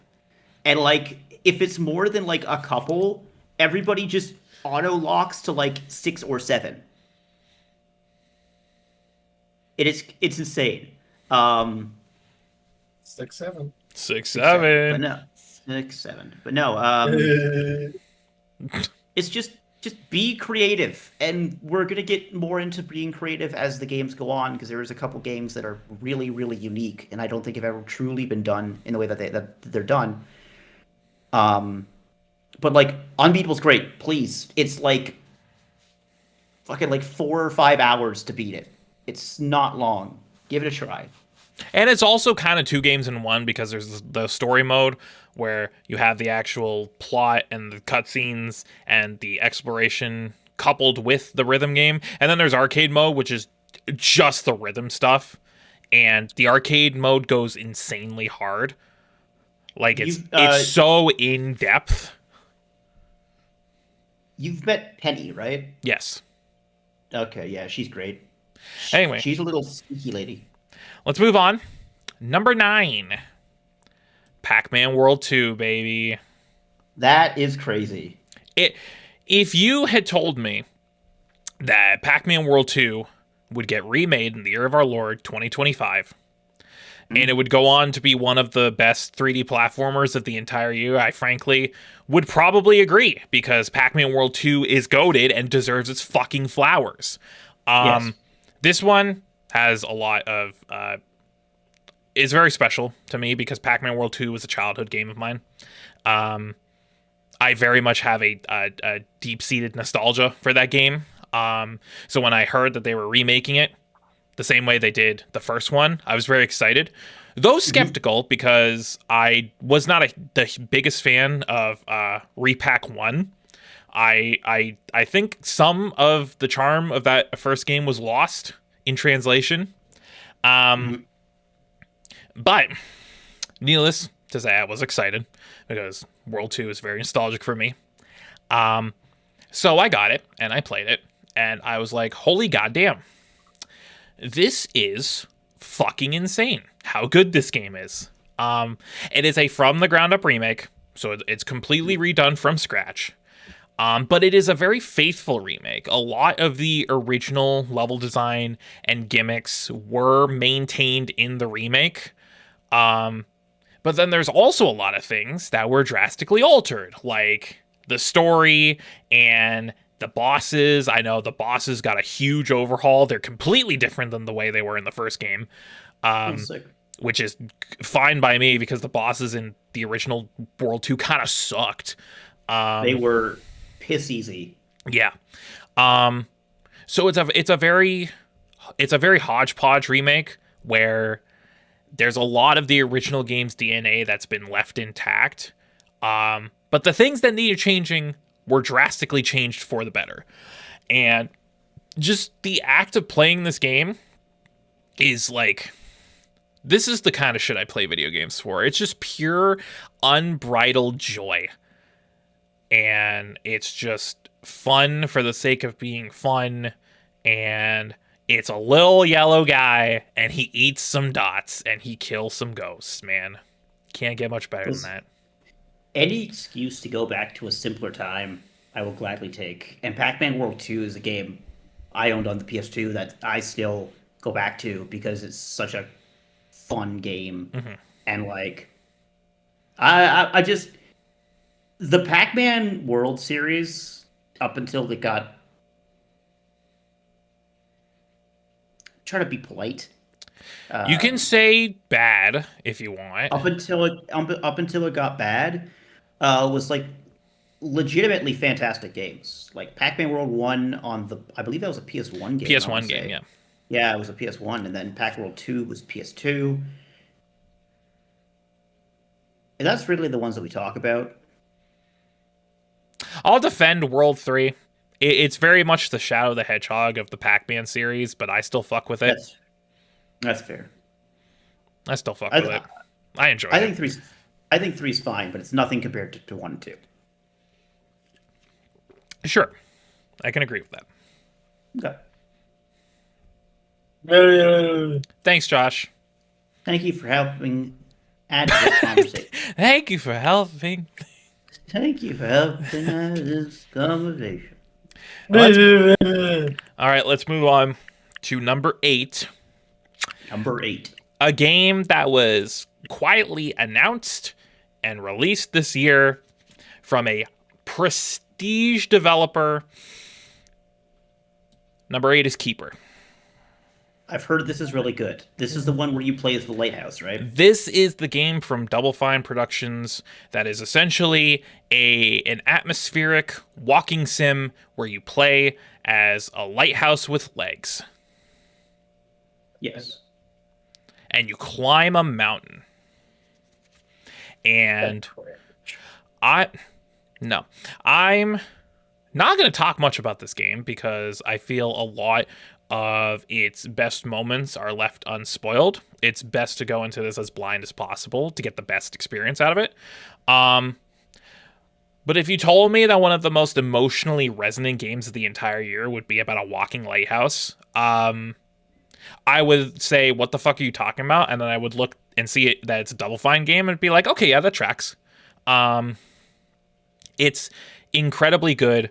It's very short. It's like a 6-hour game at most. You can play it in an evening.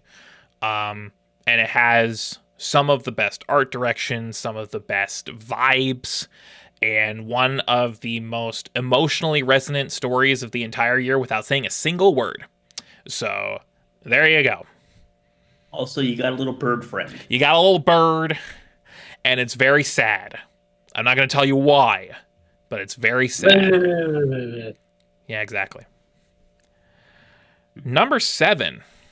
Empanada. Yep, Bumpanada. Number 7 is a game that we all played, and I would argue is the best multiplayer game of the year, and that is Peak. Peak. By our friends at Aggro Crab. Aggro Crab and Landfall. And Landfall, correct. Landfall already appeared on this list because they developed Haste. Oh, okay. Yeah, so this is a collab between the developers of this game and Aggro Crab, who previously worked on Going Under and Another Crab's Treasure. Unfortunately, it is now known as the start of the friend slop era. Yeah. Unfortunately, because I fucking hate that term. Apparently, hanging out with your boys and just having a good time is slop now. Yeah. Well, everything is slop now. So. Mm-hmm. But Peak is a co-op climbing game where you and a bunch of your friends as Boy Scouts try to climb a mountain to get to the peak. Some of the most fun we've had playing a game this year, I think. Yep. Like the first time we played Peak, I don't think I've laughed harder all year, if I'm being perfectly real with you. It just goes to show that magic can be found in like the simplest of places.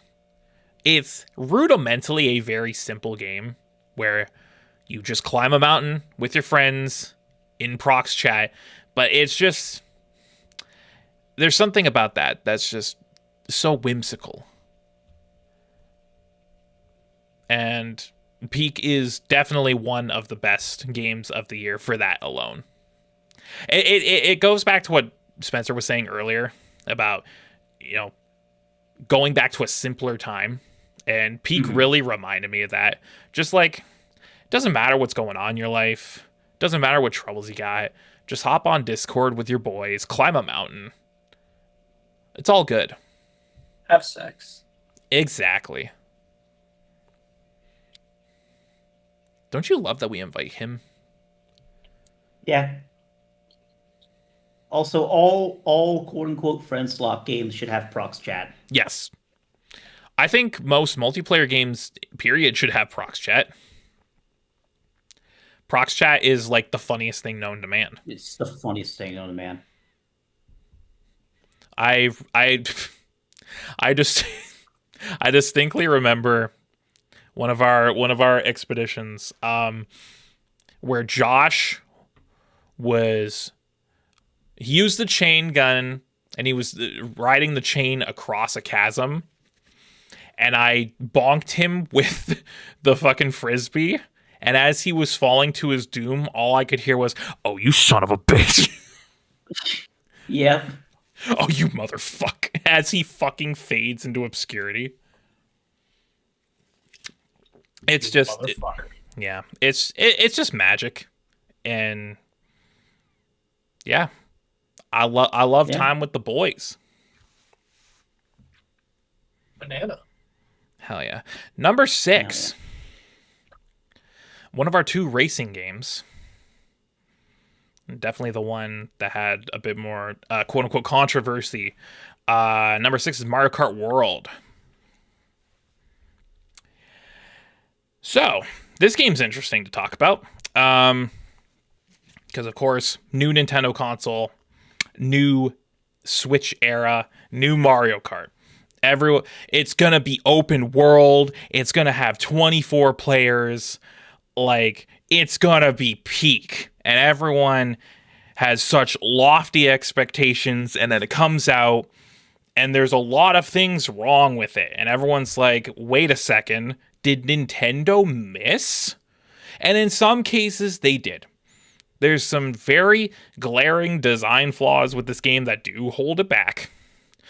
But at the end of the day, even a mid Mario Kart game is like an 8 out of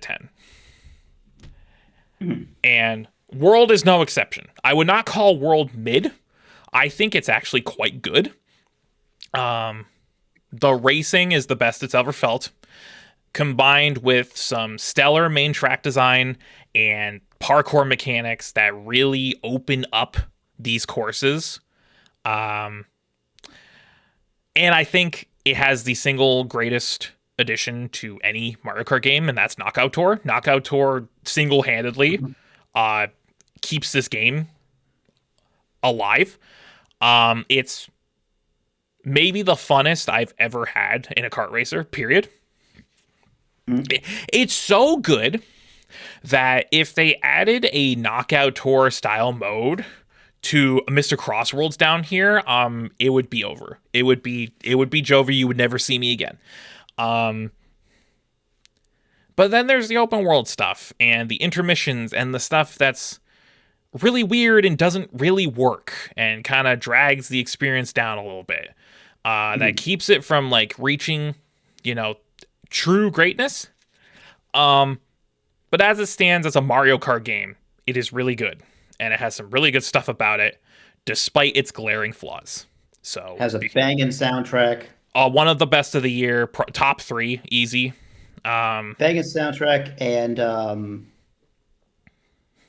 also like Knockout Tour rules. It's just a shame that it took them months to actually have the ability to like play tracks. Yeah.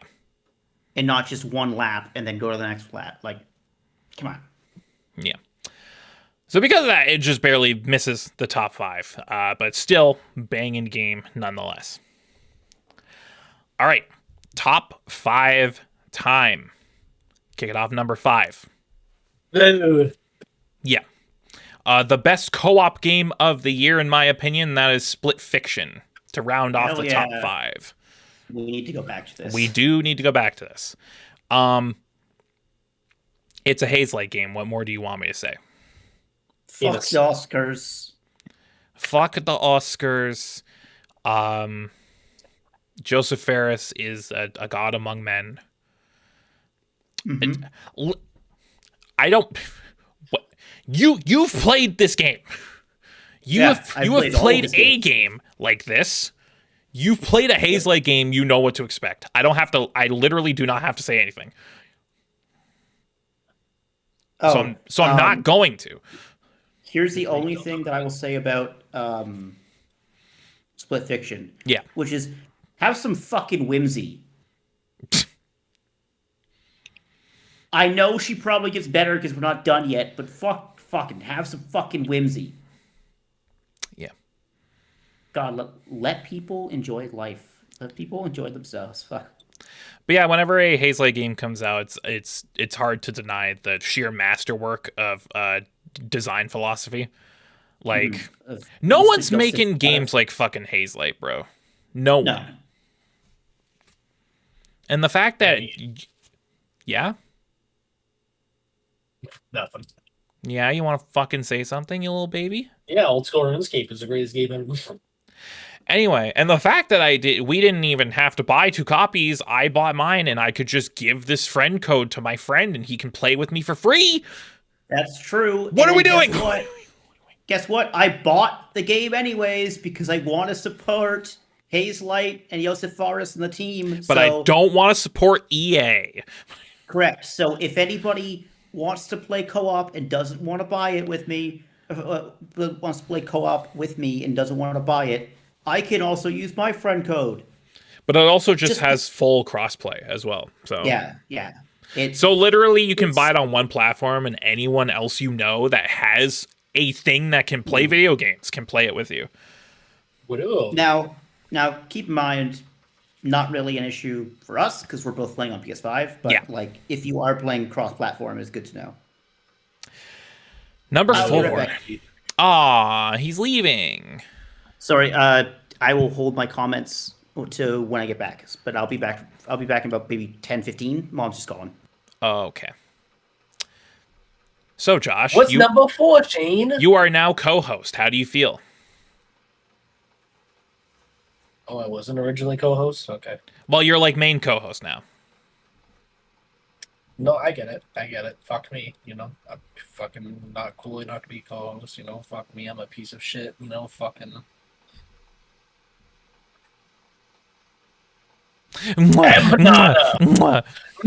I am feeling good. Anyway, you ready for the top 4? Okay, hold on. You know what?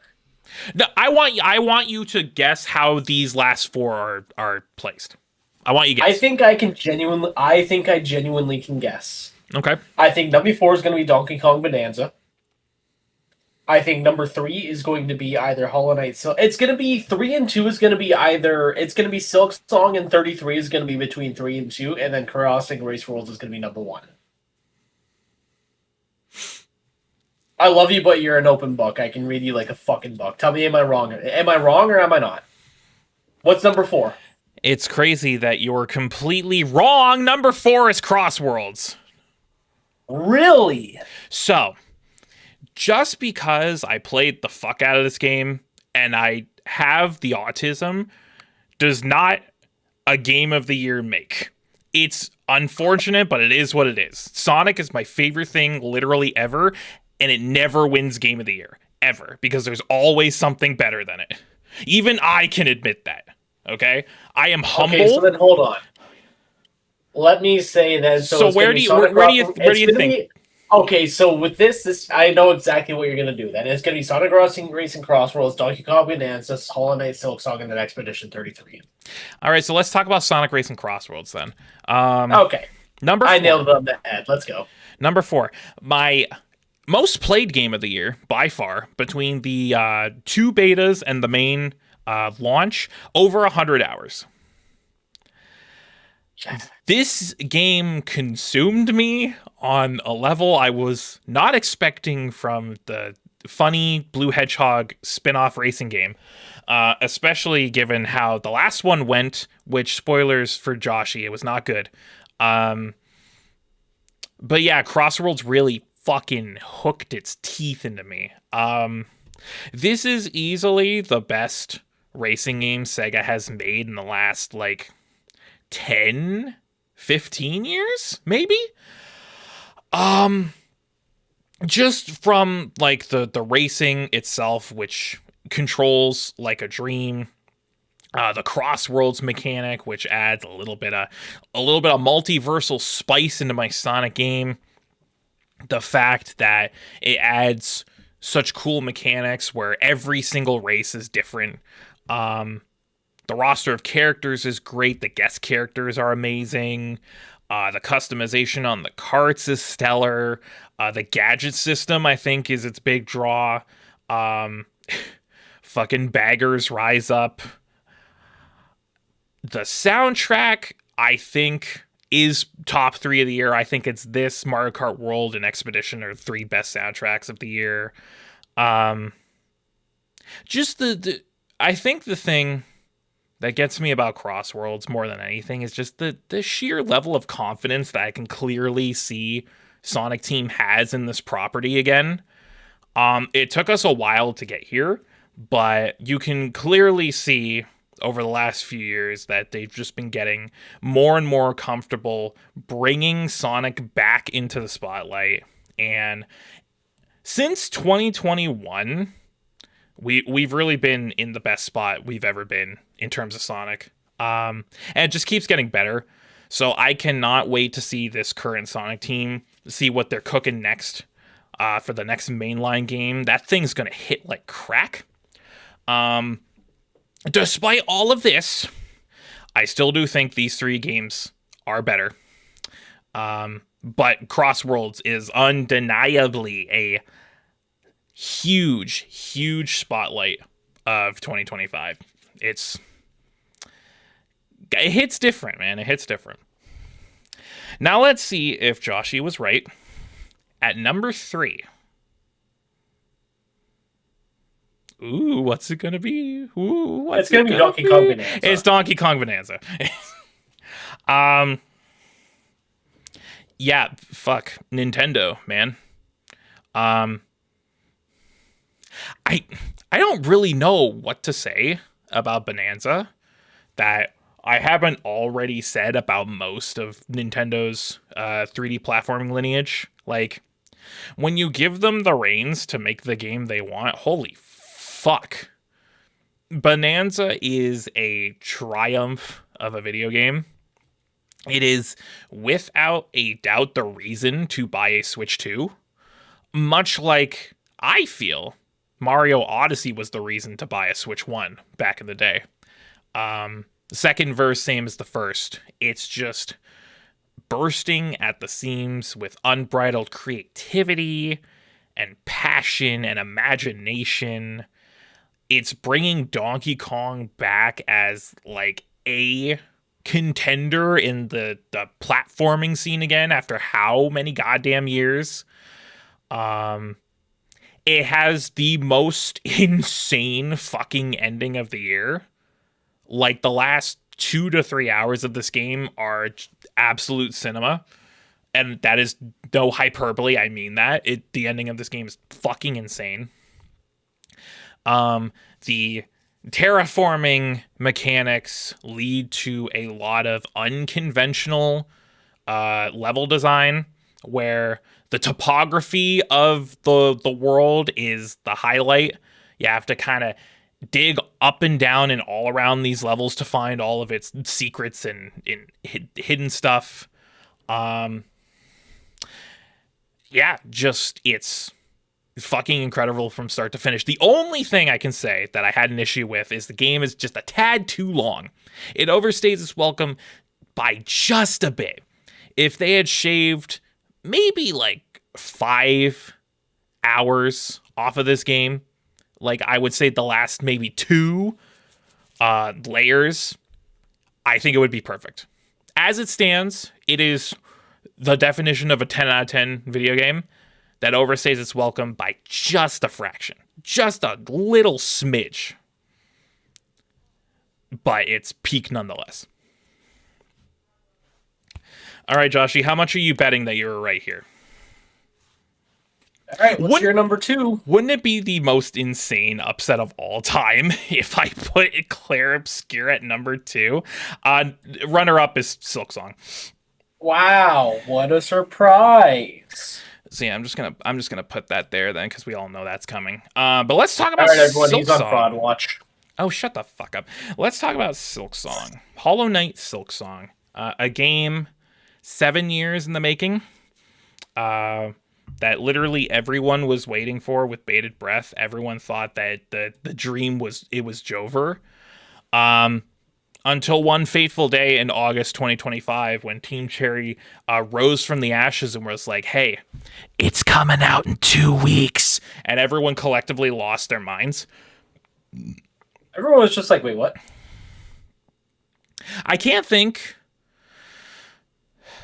and I don't usually think, so I would have to dust off the cobwebs first, but I can't think of another instance in like the last 15, 20 years where a game has come out and has literally broke everything all at once.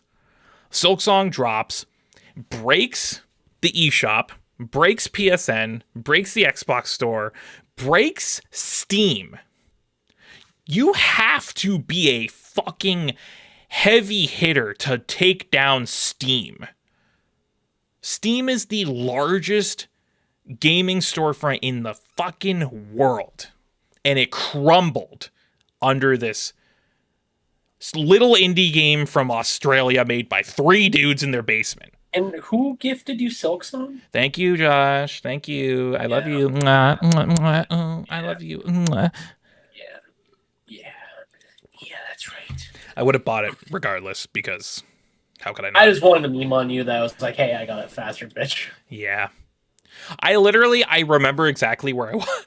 Do you remember where you were when Silksong dropped? Yeah, I was at work. I was at work and I was literally at my desk with Steam open, waiting for the clock to hit 10 for it to release.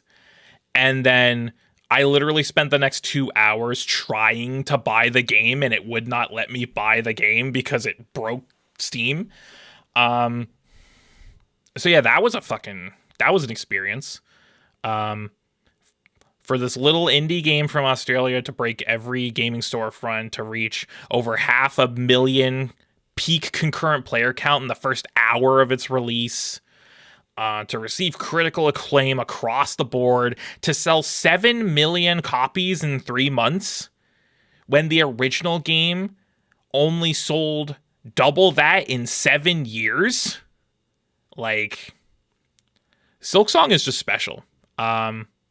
If it was anything less, I think we would have rioted because of how long we waited, but it definitely did live up to the hype. It was a stellar game from top to bottom. Definitely weeded out all of the fake gamers, but I'm okay with that. It's just pure artistry from top to bottom, start to finish. One of the best Metroidvanias ever made. And this is coming from someone that took like 3 years to come around on the original Hollow Knight, because I wasn't like too high on that game when I first played it. This is one of the best Metroidvanias ever, and it's going to go down in history for sure. But all right, go suck Expedition 33's cock. I mean, wow. Like, wow. Gamer chose Expedition 33. How original. Wow, your game of the year is Expedition 33? Who sold you off? Hold on. Let me call Squidward. How daring. Expedition 33 for me is an interesting case because I didn't really care about it all that much leading up to it. I saw it revealed at that Xbox show, and I was like, oh yeah, that looks cool. Meanwhile, literally everyone else I knew was like, it bated breath waiting for this game to drop. Like, it looks fucking amazing. It's going to be game of the generation. I can't fucking wait. And I'm like, yeah, it looks good, but like, Silksong, man. Then come April 2025, it drops on Game Pass, and I'm like, you know what? I'm going to download it. I'm going to give it a try, see what all the hubbub is about. Oh my god. You think Past Chain would be disappointed in you? Probably. Yeah, because I am. I don't really have much to say that you haven't heard literally every other human on the planet say in the last like month since the Claire Obscure Awards. All I'm going to say is that it deserves all the hype and flowers and recognition that it got. It deserves every single ounce of it and then some, because Expedition 33 is a once-in-a-lifetime kind of game. Like, I don't think there's going to be another game quite like it, at least for the rest of my lifetime, probably. It's going to go down as one of the best games of all time. For me, personally, it kind of rekindled my love of turn-based RPGs. I think it's probably going to go down as one of my favorite, if not my favorite, turn-based games ever. It's going to go down as one of my favorite stories ever. Like, immediately from the prologue, immediately hooked, and it did not let up for the entire game. One of the best casts in recent memory, one of the best voice casts. The most insanely hard soundtrack. Like, they found this random dude on SoundCloud, and they were like, hey, you want to write music for a video game? And he's like, hold my beer. And that shit's life-changing. He was just like, man. Yeah, sure, why not? Shit's life-changing. And I think that's really the best thing I can say about Expedition 33 is that it is a game made by a small team of mostly unknowns who had no idea what the fuck they were doing, And they still did this. They still managed to pull off a feat of this fucking caliber. It is a remarkable game. It is a phenomenal experience through and through. And it is without a doubt, in my mind, the best game that came out last year. Easy, no contest. On God. So now we wait for Spencer to come back. And for him to also suck it off. I was going to say, despite the fact that, yes, I do think it gets a little... It is a great game. I do think it gets a little bit too much. It is a great game. It is definitely an incredible, and it's a testament to the fact that the gaming industry does not need these big, stupid AAA games to be successful. No. I mean, if you have a devoted team of developers and people that love what they do, you can make a great game. I mean, if you look at 2025 as a whole for gaming, the literal 2 best games of the year, 33 and Silksong, completely upended the AAA gaming sphere, where we have a French game made by a team of like 30 people, most of them newcomers, who went on to completely sweep the biggest award show of the entire year in the industry. Record breaking across the board. Sold at $50, mind you. Not even full price. And then we have this little game that came from Australia by 3 dudes. Sold at $20. And it completely crashed the entire industry in one fell swoop.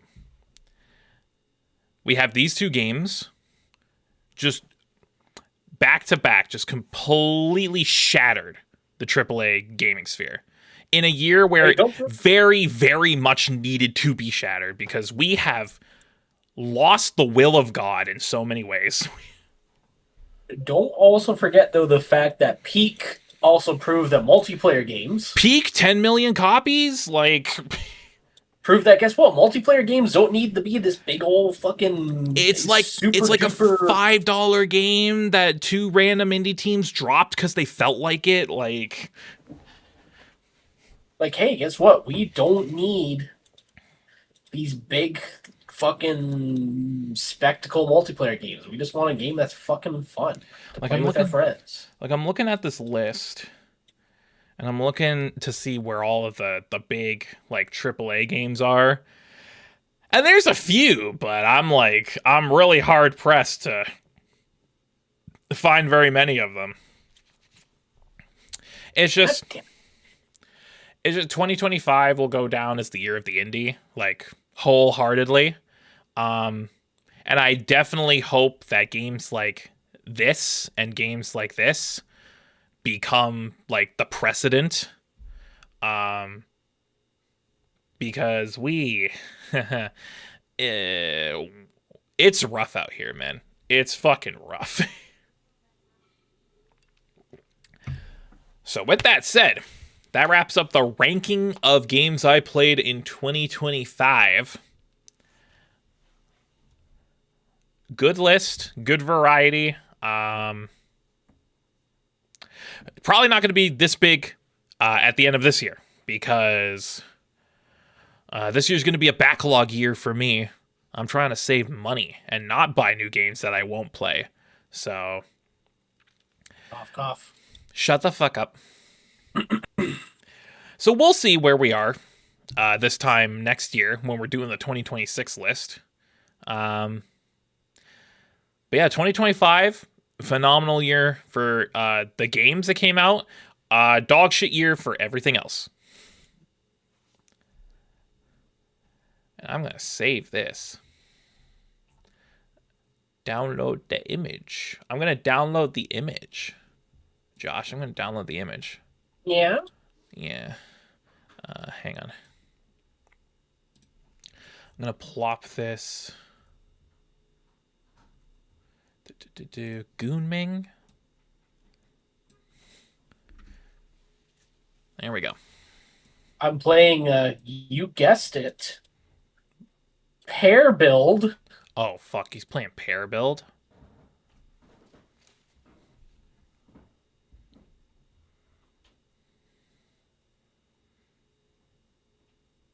Sorry, I forgot we were still live. I was just watching you play Balatro. Yeah, no, that's fine. I mean, dude, I fucking love. Why do pair builds just have to be so easy? I don't know, man. Um, Yeah, I think we got this. 10 o'clock? Okay. Oh, fuck, idiot. So we're going to go on break for a few minutes. I'm going to get the Switch set up, and then we're going to play some Sonic DLC and Pac-Man World 2. Actually, this still might be. Yeah, man.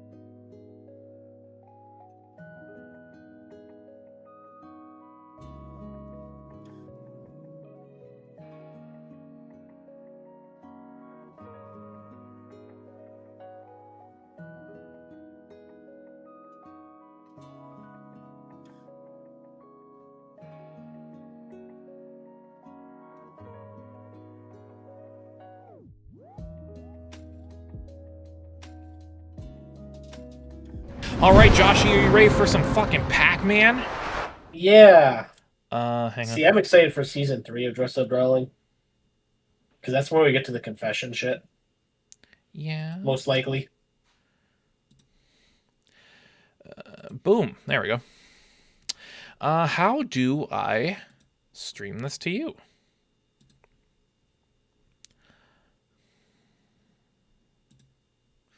I'm going to say I'm going to stream my OBS window to you. Sure, dog. And then that will be a way that you can see the game. I at least do see some... Here. There we go. Is that better? No, not really, but I can at least see what you're playing. Like, I can see have- your Switch 2 screen. I actually have no idea because I full screen, so I can't even fucking see it. You're all good. Just continue. Yo, hello. Who is this in chat? Mahalax Media. Welcome to stream. We're gonna play Pac-Man. You ready for some fucking Pac-Man? Yeah, man. Anyway, let's do it. So, Josh, what do you know about a good old Pac-Man? You know I played Pac-Man World 2, right? You could have said something while we were talking about it then. You guys were yapping on, so I just kind of sat there and just listened to you yap. Yeah, we do yap a lot. Sorry. Yeah. Anyway, I'm skipping all this shit because we don't care. I'm here for Sonic. I'm just here to say, video game's cool. Video game. Oh shit, I got the Pac-Man costume. Sonic! There he is! There you go, buddy. Holy shit. Fuck yeah, dude. Fuck yeah, dude. Let's go, dude. Did you hear him? He goes waka waka waka. Just like Pac-Man. Sonic stage. Looks like there's a letter from Sonic in my mailbox. Yeah, man. Where the hell's my mailbox? Which mailbox is mine? Oh, there it is. I see it. Do you see it? Sure, man. Sonic. I got a letter from my best friend Sonic wishing me a happy birthday. Yo, your Pac-Man's looking pretty fucking baller, I will give you Holy that. shit, it's Sonic! Oh my god, He's wow, there! it's Sonic. Wow, it's so cool. Wow. Dude, look at him. He's like, haha, no time to lose. God, he's so cool. Oh shit, he left me a present? Oh right, because it's my birthday, I guess. Thanks, Sonic. Wow, good cognitive display there, buddy. Oh my god, I love Sonic. Holy shit, I got a Sonic figure. Oh, hang on, hang on. I can put these...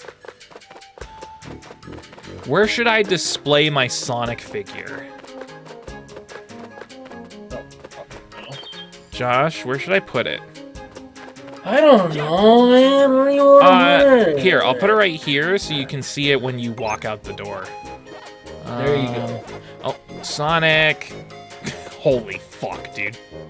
That's Sonic. Yeah, that's Sonic, buddy. That's Sonic. Hang on, I gotta move him around. That's better. Yeah, that's what I'm talking about, baby. Okay, now to actually do the thing that I came to do. Sonic! That's figures. Bluey! Bluey! Shut the fuck up. Bluey! I think this is where I change outfits. Yes. Yes. Where's my Sonic outfit? Where is it? I see. Bluey! Hi, Pac-Man. I have a present from your friend. Is it Sonic? Holy shit! Ah! Oh my god. Hop! You're every corporation's fucking wet dream. A new costume. I think it's wonderful. It would suit you. Holy shit, dude. Oh, buddy, I love you. Oh my god, I gotta put on my Sonic drip. Holy fuck, look at him, dude. Come on, man. Yeah. Yeah, that's that. Patrick. I'm fucking SpongeBob. Look at me. Look at him. You're SpongeBob? Yeah, I'm SpongeBob. Yeah, buddy? Oh my god, it makes the noises. Oh, I'm gonna come. I'm gonna fucking come. Happy for you, man. Okay, now how do I go to Sonic World? Pac-Man, what a surprise. Your friend left a present. Oh my god. This new arcade game called Pac-Sonic. You can experience Sonic's world through this. Give it a shot and see if you can beat it. And there was one other present. I would like the other present. You ready for the present? Oh my god, it's a fucking gotcha machine. Holy shit, dude. You mean I can spend money to get Sonic? Hold on, where's the fucking... Holy shit, it's right there. Holy shit, do you see it, Josh? Do you fucking see it? Oh my god. Yeah, I see it. I see it. You. Oh my god, I'm gonna gamble. What am I gonna get? Oh, I hope it's Shadow. Fuck, it's a ring, but that's okay. I like rings. Oh my god. I hope it's Shadow. Fuck, it's a trick jump panel. It's fine, I guess. I hope it's Shadow. It's not Shadow. I can already tell. Oh my god, it's a moto bug, dude. Did you see the fucking moto bug? I see the moto bug. It's a red capsule. It might be Shadow. Oh, it's Sonic again. Converting it to coins so I can gamble more. It's gonna be like a flicky or whatever. Oh, goal ring. I wasn't too far off. All right, give me Shadow. Fuck.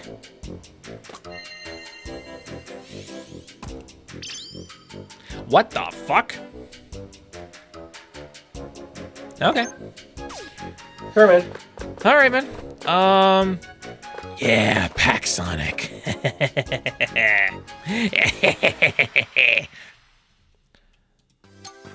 God, I really need to fucking calm down. Or do I? I don't think I actually do. I think you need to calm down. I think you're the one that needs to fucking calm down, man. Yeah.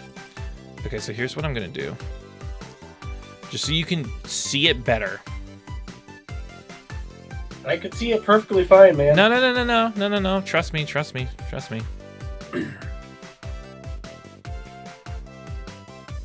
There you go. Thanks, man. There you go. That's better. Holy shit, we're on South Pac Island?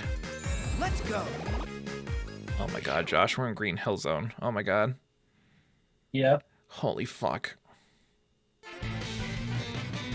Oh, it's just the Generations remix. Okay, I was gonna be like, what? Right, there's a dash panel. Oh my god, I'm going so fast. Holy fuck. Die. Oh my god, dude. Holy fuck. We're Sonic, baby. Oh my god, I'm gonna kill these bugs. Holy shit, dude. Oh my god, he did the fucking Sonic Adventure. All right, how are we feeling about the DLC, buddy? It's supposed to be a Pac-Man game. Yeah. Yeah, it is. What about it? Happy for you, buddy. Oh, hang on, I gotta boink. I'm very happy for you. Oh, yeah. Oh, my God. Oh, my God. Oh, fuck, I killed him. Did you see that? Now I gotta spin dash up this hill just like Sonic. Just like my hero, Sonic. I gotta go through the fucking rain. Oh, my God, dude. This is actually insane. Noom! Oh, my God. Holy shit, I'm being Sonic!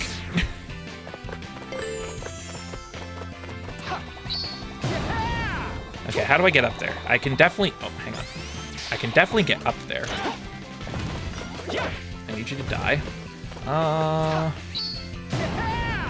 Oh my god. Let's go. Wait, what the?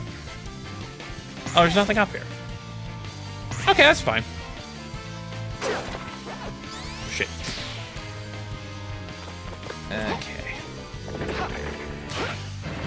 Oh my, whoa, dude. Oh, Jesus. Rainbow red star ring! Oh my god. And there's 5 of them just like in Sonic. Oh my god, Josh. Yeah. It's just like in Sonic. Yeah, buddy, is it just like Sonic? It's just like Sonic, dude. Holy fuck.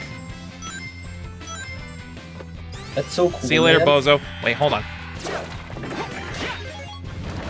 Oh. Okay, we're good. We're good. We didn't perish. Oh my god.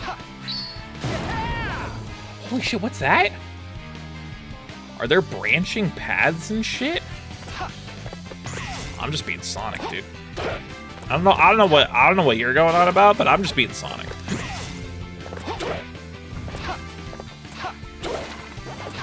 Yeah, man. What does this do? Oh shit, it opened the bridge. It opened the motherfucking bridge. Oh, and now I get to go fast again. Check this out. New. I can't believe that in this Sonic DLC you can just be Sonic. Here we go.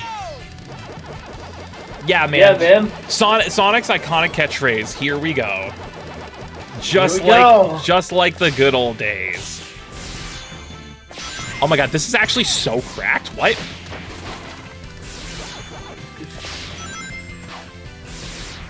It's actually, I'm not even joking, Josh. This isn't for the bit. This is like so much like an actual Sonic level. It's actually insane. And there's a 2D section. What are we doing here, man? What are we doing here? Playing Sonic. Oh my god, dude.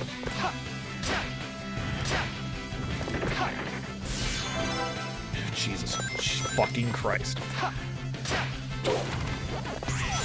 And of course, I'm goated at Sonic, so I'm just the Jesus best. Christ, that's Sonic Man. It's Sonic Man, dude. I am just It's I'm the just hedgehog. Sonic, bro. Anyways, hi everybody, I'm Whoa! back. Hi, Spencer. So you missed the end of the Game of the Year list. Yeah, so I'll give my thoughts shit. on it now. No, I Okay. missed it. I missed. Ding Goon name that you put it in? No, that's okay. that's too high. That's too high. Okay, so here's my opinion. Starting from where I left off. Meanwhile, I'm just being fucking Sonic, bro. So, actually, Holy shit, he's Super funnily Sonic! oh my god, he's Super He's Pac-Man! Super Pac-Man! Look at the music. Oh my fucking god, dude. Oh my god.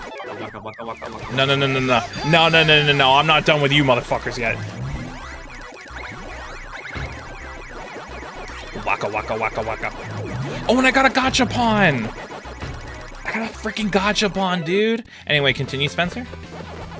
Yeah, so Sonic Racing Cross Worlds is the best racing game I played the beta for. And I've seen you obviously play a lot of it. But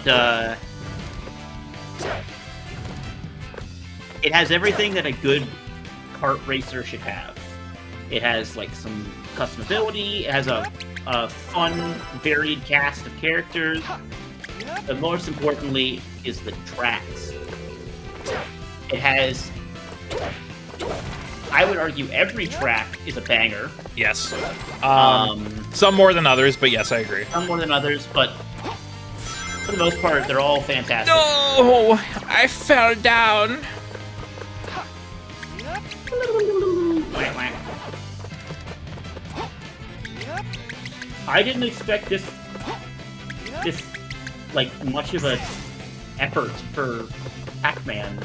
Yeah, right? Like Bamco must have seriously been like, okay, well, Okay, so listen, Sega came to them with that Sonic money, which we know is a lot now. Post Sonic Movie 1, we know they're making bank. So they came to them with that Sonic money, and they were like, hey, you want? And they were like, hell yeah, dude. Well, Pac-Man? But no, getting back to it, Sonic Racing Cross Worlds is a fantastic game. Can you believe that people don't like this soundtrack? Yeah, I think all of the people, all of the ne'er-do-wells who said that originally are being really fucking quiet now. Yeah, because we killed them. Yeah, we did kill them. You're right. But like, no, it's and like the variety of guest characters, both free and paid, are fuck fast.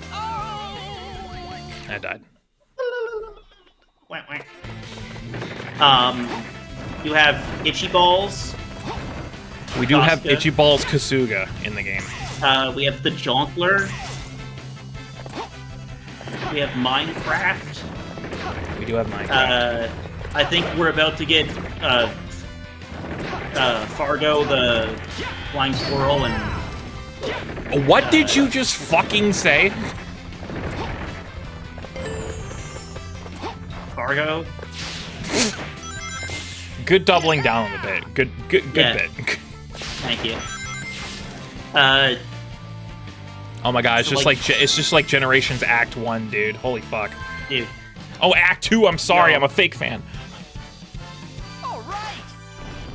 That's All weird. right. That's weird. What, you don't like Pac Sonic?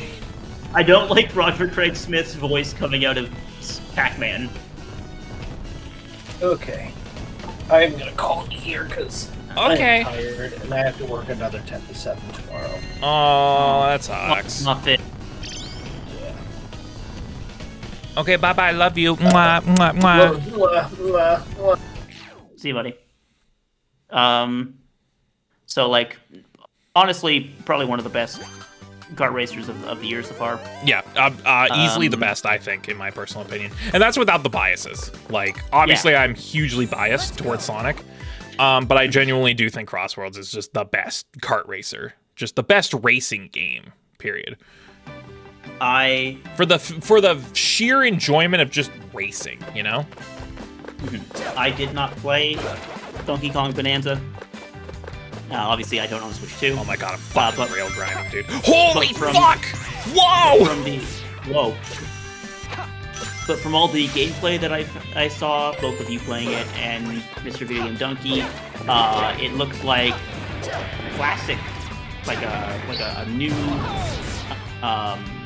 Donkey Kong 64 type game, but mixed in a little bit of like Odyssey as well, just from the Odyssey team. It looks like a ton of fun. It definitely looks like it goes on too long. Just a tad. Just a smidge. Yeah. Not like fully overstays its welcome, but definitely like just a bit.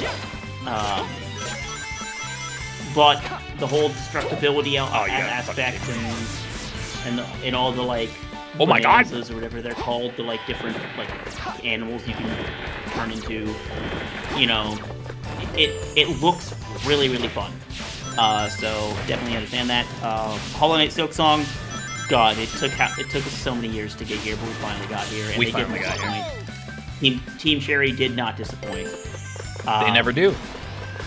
They never do. They never miss. They've somehow- never done anything wrong. They took the Hollow Knight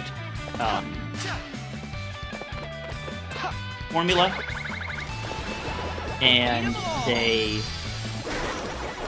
basically just updated it.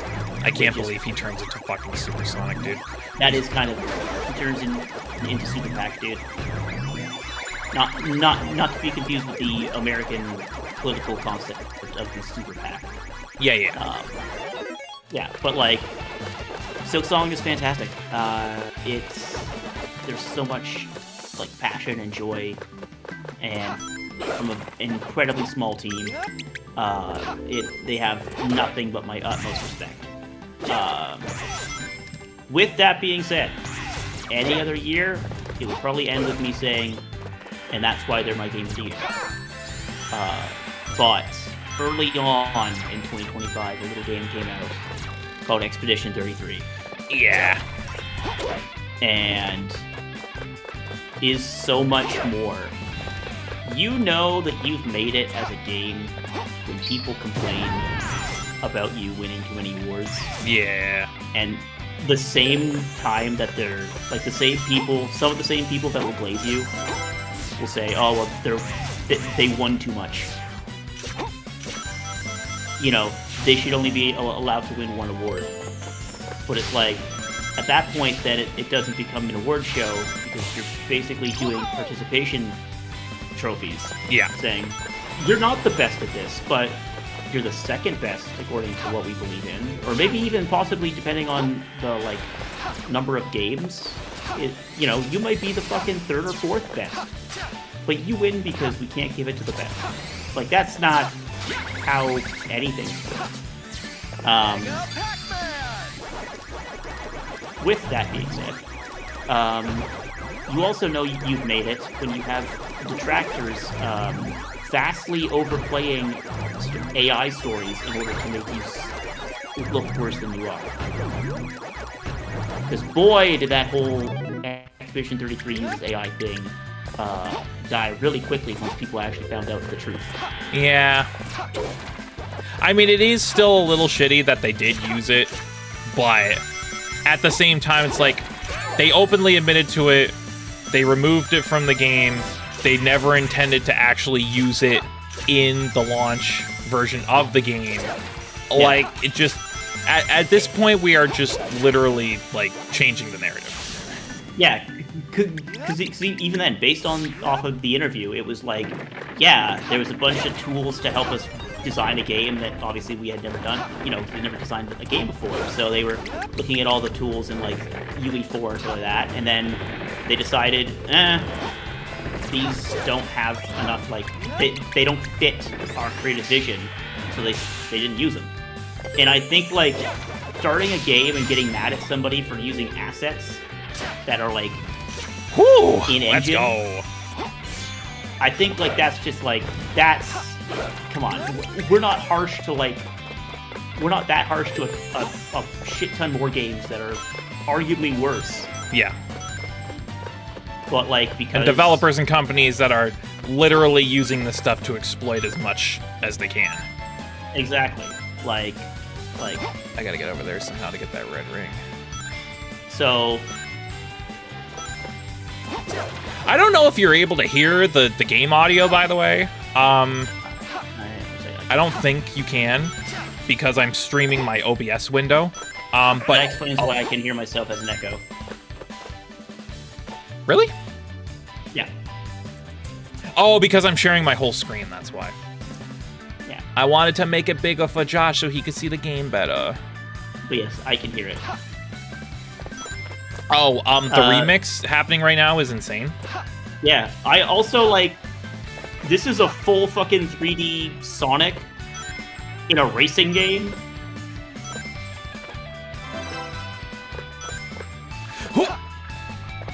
Like, this is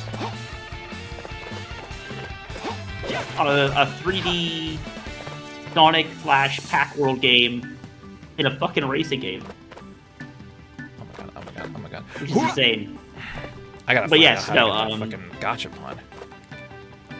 Expedition 33 is a tale of passion and human creativity. All I can say is, Let's just, go, baby. This game is so special as an RPG fan and as a fan of, like, regardless of whether you think they are, independent developers making games that only independent developers can make. If you're not tied down to the traditional publishing system, you can make whatever the hell you want, baby. whatever the hell you want. Or if you're high, You guys remember when Donald D. Duck hit a fucking guy with the power of a fucking Zeta flare? Sure, dude. Yeah. Yeah, it One was of pretty. one of the only two confirmed beings to ever be able to use that move. Yeah. Yeah, pretty cool. Yeah, Yeah. pretty positive. Anyways, I love you, Teen. Mwah, Mwah, mwah, mwah. mwah, mwah, Oh, I mwah. missed a red ring. That's Where did I a miss a red ring? I didn't even, the Discord sound didn't even go off, so I didn't even hear him. I didn't even know he was here. You got I got a Buzz Bomber. a Buzz Bomber And an Egg 3-star. Ghost. And Knuckles! That's a 5-star. 5-star Knuckles. Okay, I think there's one more. There's one more act. Yeah, and this should be like... It's either going to be like a... Of course he's playing fucking Crunchyroll. Of course he is. It's either going to be a boss or it's going to be like a short level preluding to the boss. But nonetheless, we are fighting Dr. Eggman as Pac-Sonic. Yes. But yeah, 2025, great year for games. Great year for games, shit year for everything else. Correct. 2026. Well, The year that AI dies. the year that we kill it. We kill all AI. It's Dr. Ivo Robotnik, bro. I'm gonna Zeta flare all over your face. Thanks, Josh. Thanks, homie. I appreciate you. Oh, I have to fight Dr. Eggman, dude. Oh my god, he's so menacing. Oh, you bastard. That's fast, actually. What the fuck? Wonder how I'm supposed to avoid that, because that's like really fast. Oh Jesus! Oh Jesus! Oh Jesus! Holy fuck! Well, that should have hit you. Bitch. Yeah, what the fuck, dude? That's like fucking frame 1. That... Oh shit. Yeah, fucking kick him in the face. Yeah, whoa!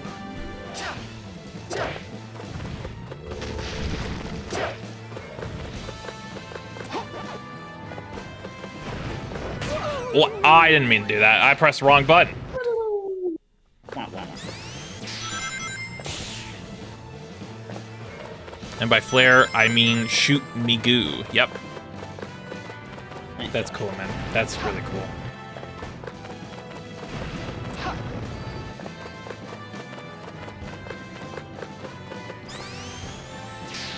There we go. I just gotta do my rev roll.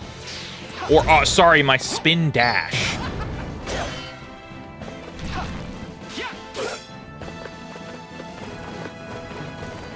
Haha, bitch. Haha, bitch.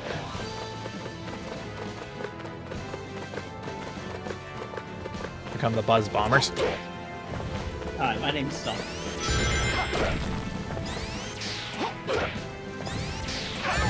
I hate that.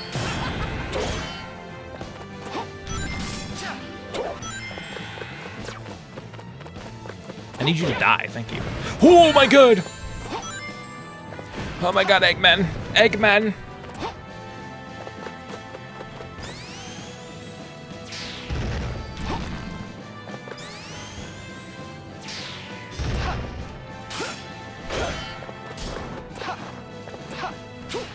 Bitch! Okay, we're not fucking around. He's gonna attack that. I know, I was just getting the rings. Okay, in the rings. I knew what I was doing. I know a lot of times it doesn't seem like I know what I'm doing, but... When it comes to Sonic, I assume you know what you're doing.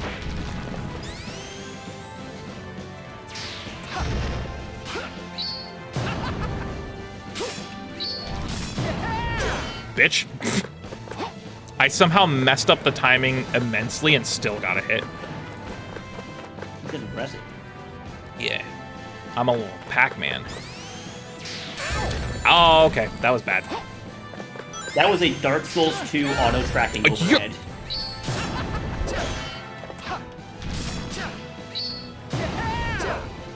another bit. Oh, you motherfucker, actually. You fuck. Wow, this boss is difficult.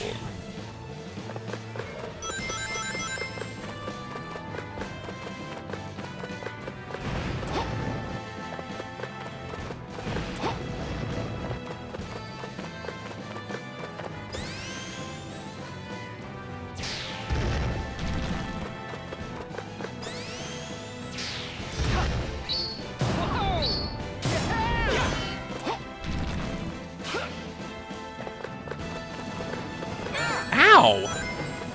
He hit me with the little knob. He hit me with him little knob. Fight everything. It's still you. Yeah.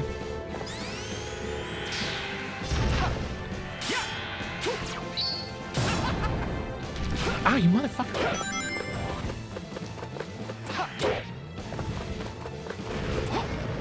I'm just trying to get rid of this. Oh, he killed the Buzz Bomber for me. That was, ow, so nice of him. Thank you, Dr. Ivo Robotnik. Ivo Robotnik.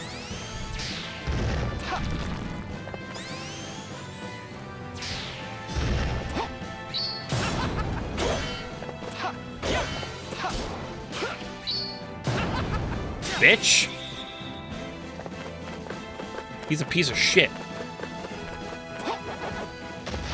Bitches ain't shit and they ain't saying nothing, okay? Hey, bitches ain't shit but hoes and tricks, dog. 100 motherfuckers can't tell me nothing. Mm-hmm. Especially when it comes to Pac-Man. I can't believe that still hit me. You're a motherfucker. You're a motherfucker, Dr. Eggman.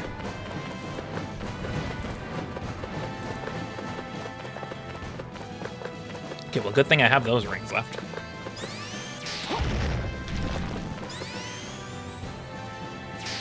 Ow. You're a piece of... Oh. That's a fucking weird timing.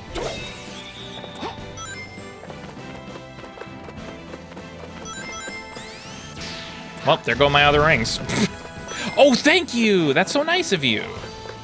Thank you, Dr. Eggman. That's gonna for make spawning all this these attack rings. fucking impossible, by the way. Yeah. Unless I... Where's he going? Oh, never mind. Oh, I can deal with this.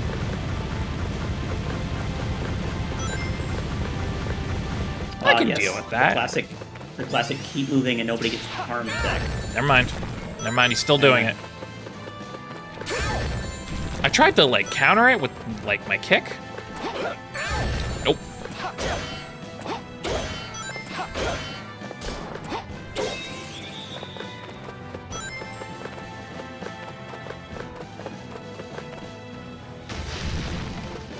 That attack's going to be literally impossible on this tiny-ass platform, by the way.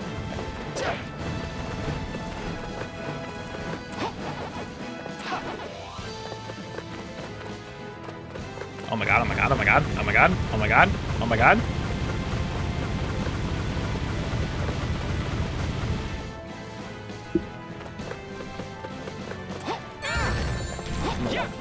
I need that ring. Thank god. Oh, I'm fucked. Let's go, baby! Let's fucking go! There you go, buddy. Die, Ivo Robotnik! You piece of shit.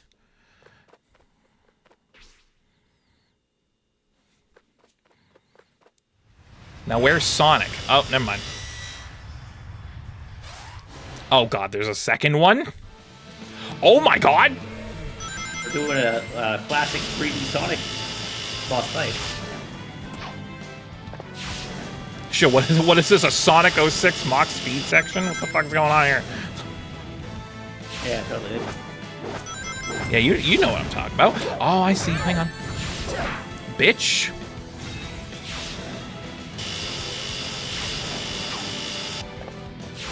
I just realized I have no rings. That's bad. Now I have rings. That's good. Something in the rings, dog. Just get it. Yeah, let's go. Let's go, baby. Get out of my ranks, man. Get out of my ranks, man.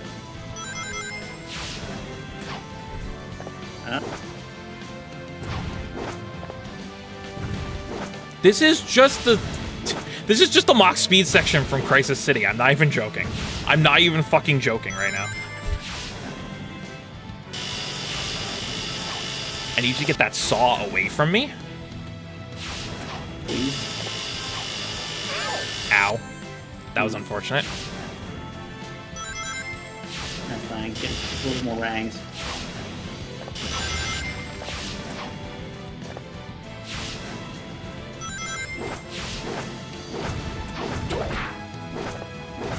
He's motherfucking dead. Again. Okay, what else do you got, Robotnik?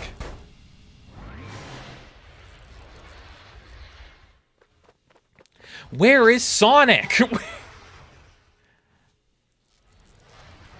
Where's Sonic during these times of crisis?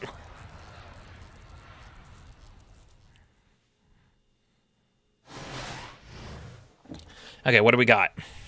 Egg Death. Oh, Robot? Death Egg Robot, yeah. Death Egg Robot.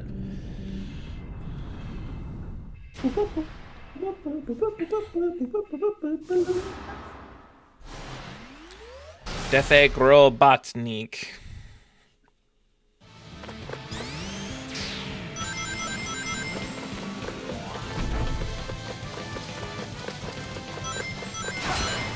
Oh. Excuse me? Ow, Jesus Christ. Oh, I'm like... Okay, that's rude. Very rude, actually.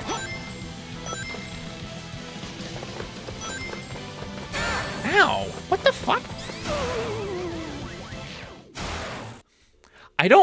I'm not actually Sonic. I don't move fast enough to avoid that. You do your Zim Zim. Yeah, like that. No, you gotta attack it. Okay, can I... Oh, hang on. I gotta go over here.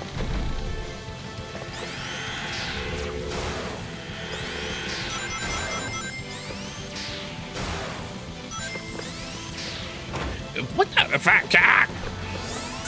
Oh, shit. Ow, ow, fuck. Ow.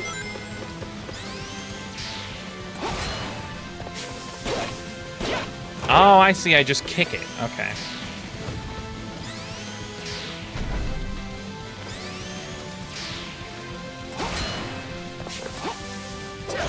Oh, shit. Hang on.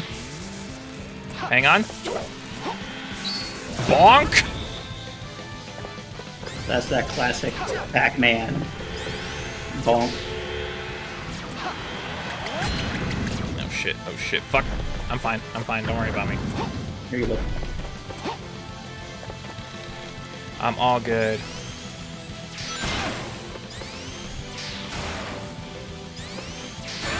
Ow.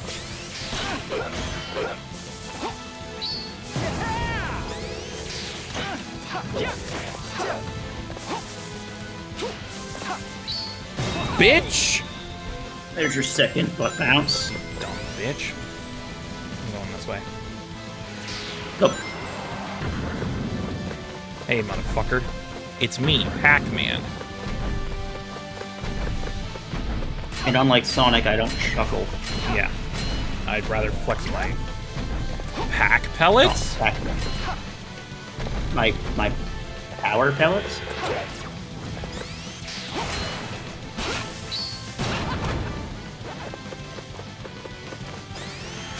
Ow.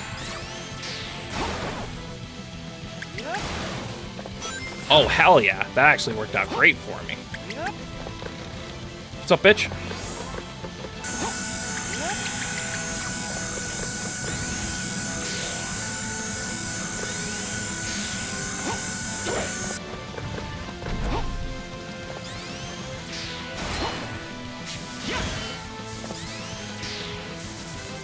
Let's go. Idiot! One more time, brother man. Off I go.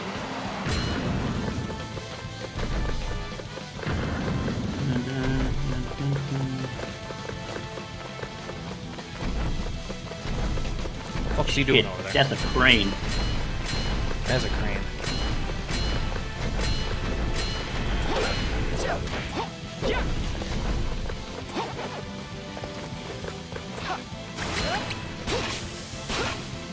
Oh, you motherfucker! Get back here, Eggy, you bitch. You're a piece of shit. Oh, thank God. Let's go, baby. Kill him! Let's go! Oh, That's gotta be it, right? that has to be it. That's all the classic Eggman fights.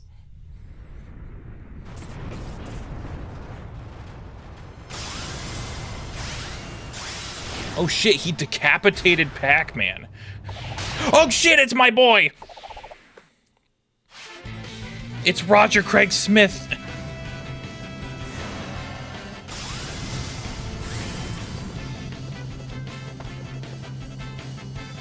Hell yeah, the power of friendship, baby.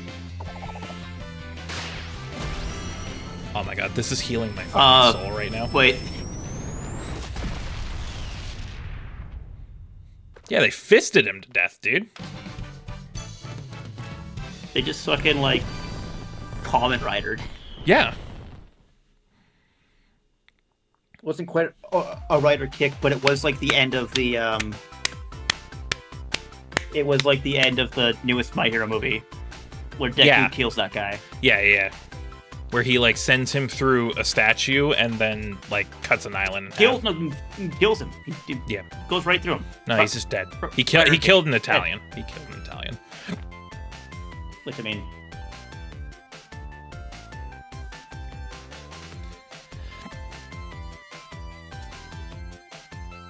That, this is my form of therapy. I'm just gonna put it out there right now. That really did heal my soul. You expect me to do that without losing a life? Are you fucking stupid? I don't know. And then that's it. But I can play Oh, it has I the- can play the rest of the game with this fucking Sonic costume. It also, God, it has the fucking Pac World music too. Yeah, This is dude, the all the music I was music's talking about. all the music's fucking remixed and it's great. Hell yeah. But I can play the game. I can play the rest of the game like this.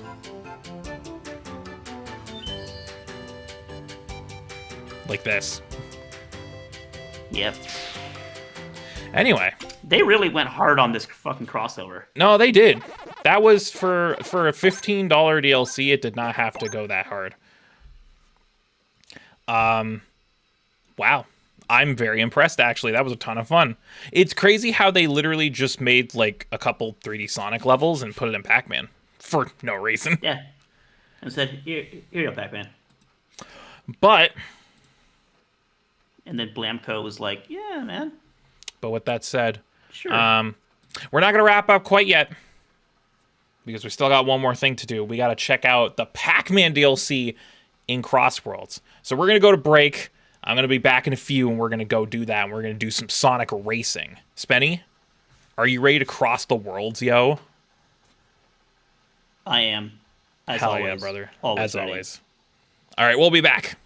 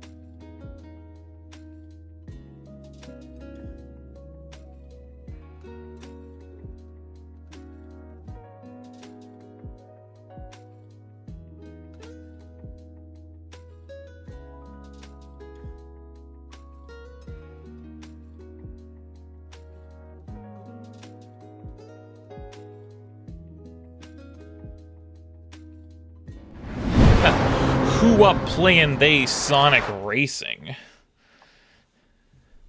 Okay, so Spenny, welcome back. First off, everyone, welcome back. We have moved over to our second part of Sonic X Pac-Man because the Pac-Man DLC for Crossworlds came out tonight, so we're going to be playing that for a little bit to end the stream off here. As I'm getting into the game and getting things set up, Spenny and I, while we were on break, were talking about Vagabond, the manga by... What is his full name? I know it's Inoue, but what is his full name? Oh, 1 second. Let me get it for you real quick. But it's a samurai manga from the mangaka who did Slam Dunk. We have been reading it for Takahiko Inoue. We've been reading it lately, and we were talking about it during break. First off, what do you think of it? I think it's incredible. I think it's like top 3 manga I've ever read.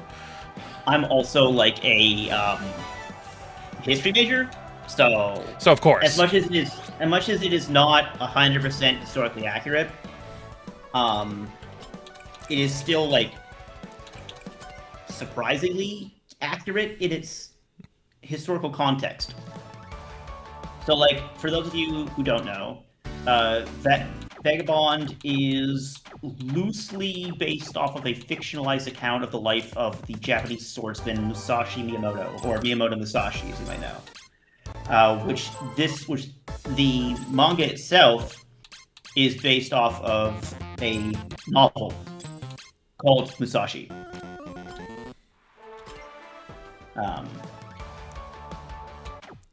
Written by a Japanese man called Eiji Yoshikawa. He's most famous for a bunch of the... He translated a bunch of the old Japanese classics. Mm-hmm. So, like, Hike Story, that was one of his translations. Miyamoto Musashi. Hell yeah, that's my goat. And then, like, a bunch of other, like...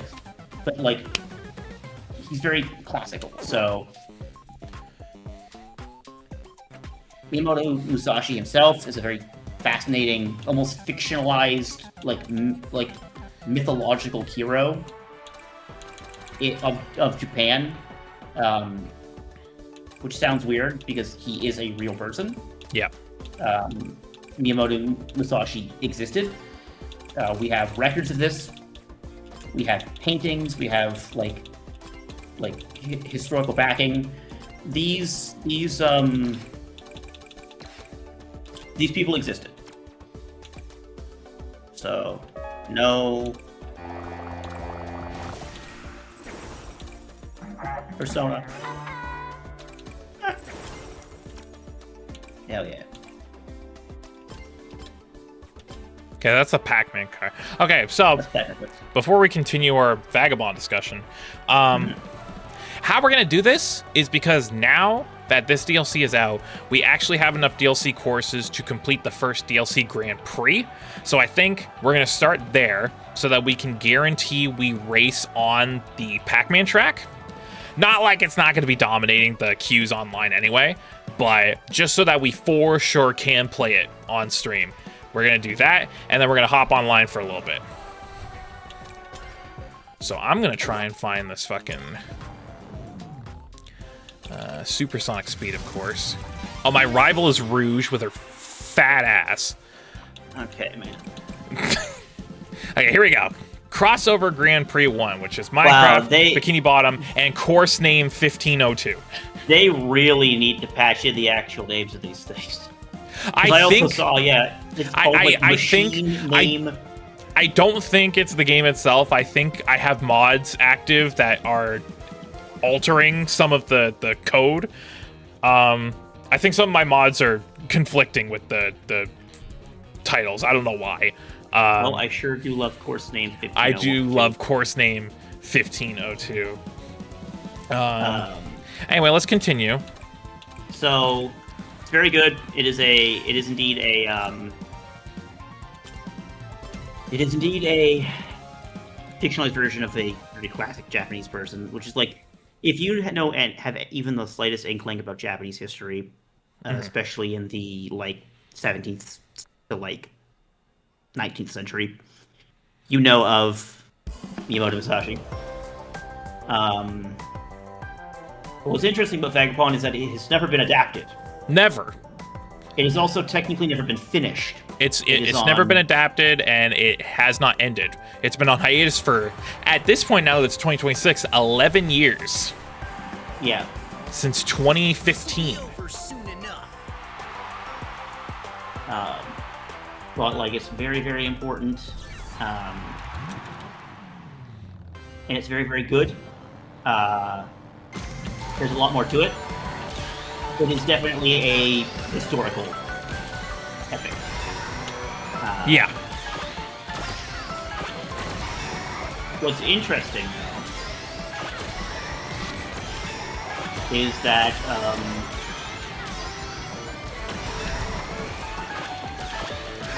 like, because it's not finished, we don't technically have an ending. Yeah.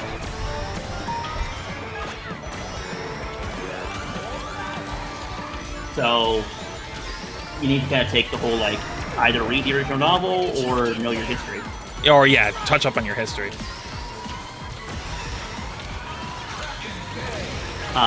But I think the interesting thing is specifically about Mr. Inoue himself. I actually need to go back to the main menu. I fucked something up here. So Inoue has 5 serialized manga that he's made in his life. For 1 year, 89 to 90, he had a manga called Chameleon Jail.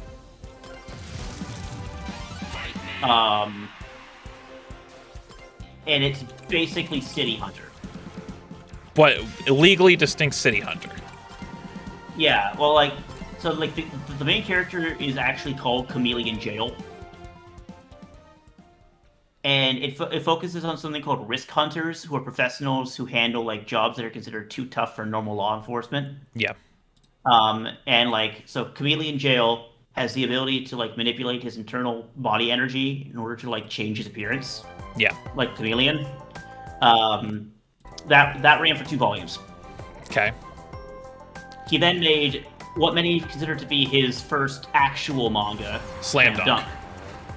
Slam Dunk is, of course, about basketball, considered by many to be one of the greatest sports manga ever made. Also helped to popularize basketball in Japan. Because this came out in 1990. Yeah. So this came out late 90 and ran for 31 volumes until ending in 1996. After that, he ran another basketball manga called Buzzer Beater. And it's like... Oh, fuck! It's basically Space Jam. Oh, hell yeah, dude. It's like literally like the main character is an orphan who survives through street basketball hustles, and and his speed earned him a selection for the Earth All-Star team. That's insane, actually. But it turns out he's also half alien, and he grows horns. Okay. Sure. And then, like, the shooting guard is a young girl who, like, has a dream of, like, fielding an Earthling team capable of winning the Intergalactic League. Ah. Good old Intergalactic League. Yeah, and then DT, which is, like, the point guard and captain, has a ability to induce what's known as a dream time in his opponents and teammates. Like, it was awesome. This just sounds like some fucking Kuroko Basket shit. Yeah, it's like science fiction, like, only ran for 4 volumes, ran for 2 years. Yeah. After that, he ran Vagabond, from 98 to 2015, currently on hiatus, obviously. I would talk about Agumon, and his last manga that he's made is a Real. manga called Real.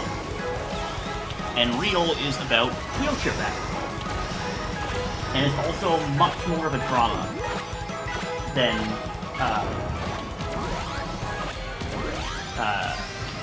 Slam Dunk. But because of it's about a people who find themselves obviously marginalized by society, but everybody is united with their passion for basketball. Yeah.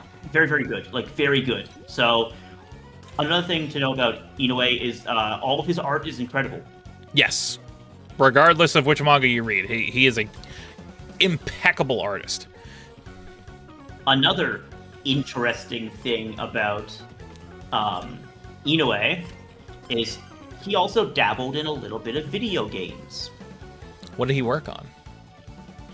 I'm glad you asked. He was one of the lead artists for the 2007 classic Lost Odyssey. No way. He was an artist, yep. That rocks. Dude, Lost Odyssey was also written by Hironobu Sakaguchi, I really need to play Lost Odyssey. aka the grandfather, the creator of the Final Fantasy franchise. Also created Blue Dragon, created Terra Battle, created Last Story, and most recent, and also has created a series called Fantasian.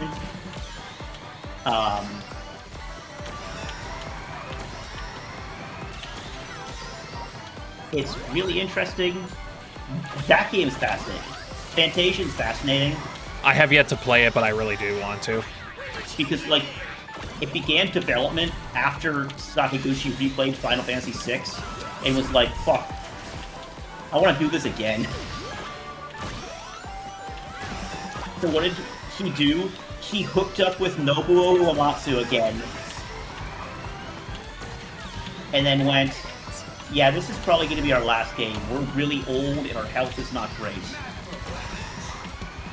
But what they decided, because they were working with people that were Koku, actually worked in Koku. Yeah. They went, what if all the backgrounds were dioramas? Yeah, what if we just made, like, physical dioramas for all this shit? And also, there's a system called the Dimension system, which allows players to temporarily skip fights. Temporarily? Yes, temporarily. So, like, you still have to do them? So, basically what it is the battles are random, and use the classic turn-based system, with up to 3 players facing enemies or bosses, etc., skills and all that stuff. After facing an enemy once, the player has the option of deferring random encounters with using what's known as the Dimension, which is a space capable of holding up to 30 enemies. Once the Dimension is full, the party must fight all of the enemies with special bonuses available on the Dimension battlefield. That's cool. So you basically stockpile enemies that you have already beaten, and then you basically face all of them at once, and then you get special bonuses like damage boost, additional turns. But you basically can defer fighting the random battles until you have a certain amount, and then you basically fight them all at once. Cool. Mm-hmm. I know Fantasian was like an Apple Arcade game for a while before it got ported, like last year, I think. Yeah. Oh, sorry, technically 2 years ago. Was it 2013? 2023? Oh, right. Fuck. Like, technically speaking. I bought it for Switch. Yeah. I have a physical copy for Switch. Because I really like collecting Switch games. It also has a really cool aesthetic. Even the characters look like diorama models. Okay, But here we go. Pac-Man course. Pac-Man course skill. But of course, but yes. Speaking of that and all them, because Uematsu also did the music for Lost Odyssey.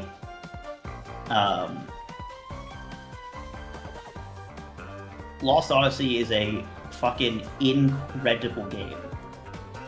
And it's a real shame it is stuck on the Xbox 360. I do own it digitally on my Xbox, though. There you go.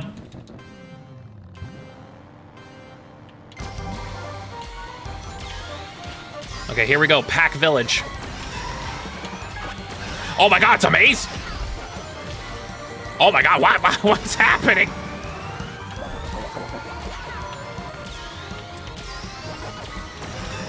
Oh my god.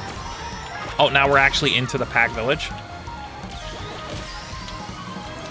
Oh, into the arcade? Holy shit, we're in the maze, Oh my dude. god, we're in the maze, dude.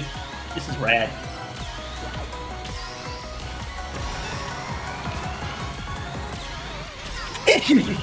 Bless you. I don't even know what that noise was. Oh shit, he's eating me?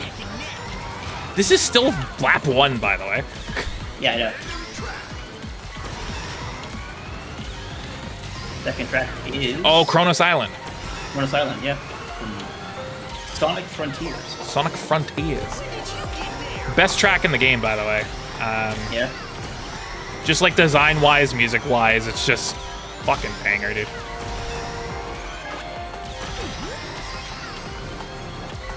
You are also a big Sonic Frontiers head, so... Yeah.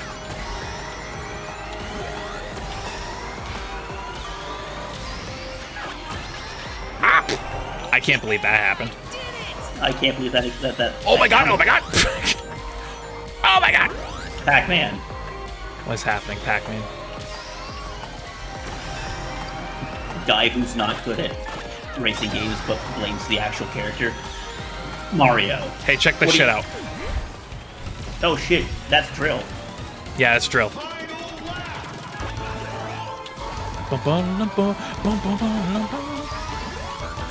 Get a little quiet in there. I've always been here, Silver. Who voices Silver again? Bryce Papenbrook. That's right. Oh shit, we're chasing Pac-Man? We're chasing Pac-Man through the maze, dude?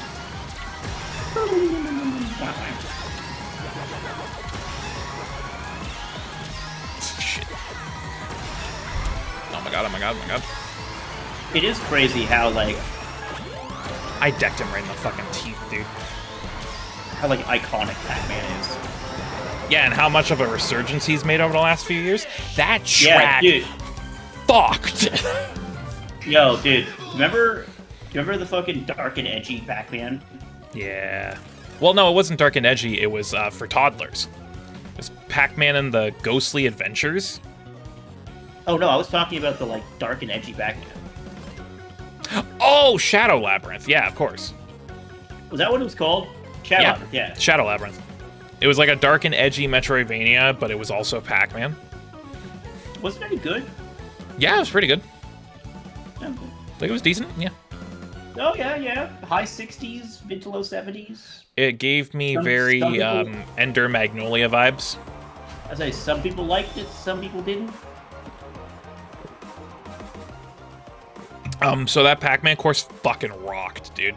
Yeah, that was great, man. The fact that you go through the outskirts of the village, into the maze, and that's all lap 1.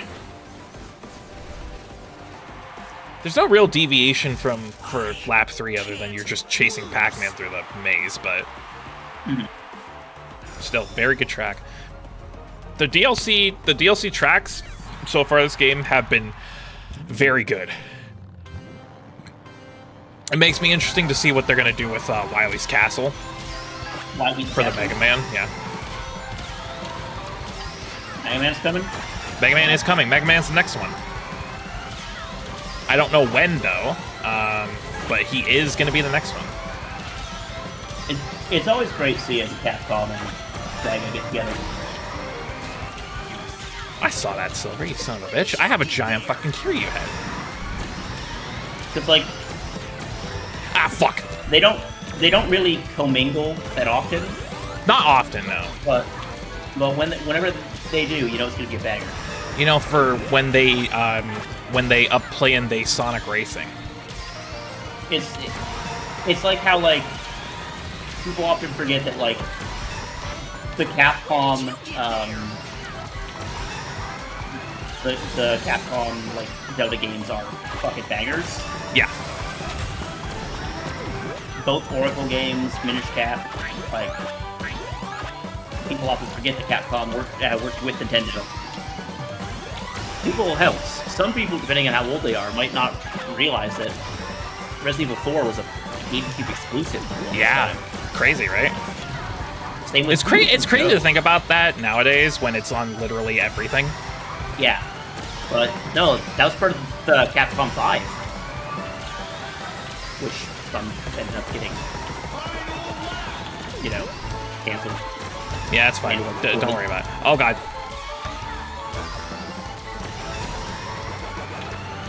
It just makes me appreciate the GameCube more because, like after the GameCube, it took them years to attempt to like pick up a bunch of weird first-party games. Obviously the one that comes to my mind is Eternal Requiem. Let's say Eternal Darkness, Sands Requiem. Yeah, of course. But also like, while not a Nintendo game, like Capcom was making weird games in that time period. Yeah, they were. Oh, no. Like that was God Hand. That was God Hand. I fucking love God Hand. That was like, yeah, that was God Hand. That was Beautiful Joe. That was Killer 7. Which Killer 7 might be one of the most insane games ever made. Correct. But when you look at who made it, you go, oh, never mind. Yeah. Crazy people. Oh, Suda51 made it? Yeah, it makes sense. Yeah, it makes sense. Did my best though. You suck, Silver.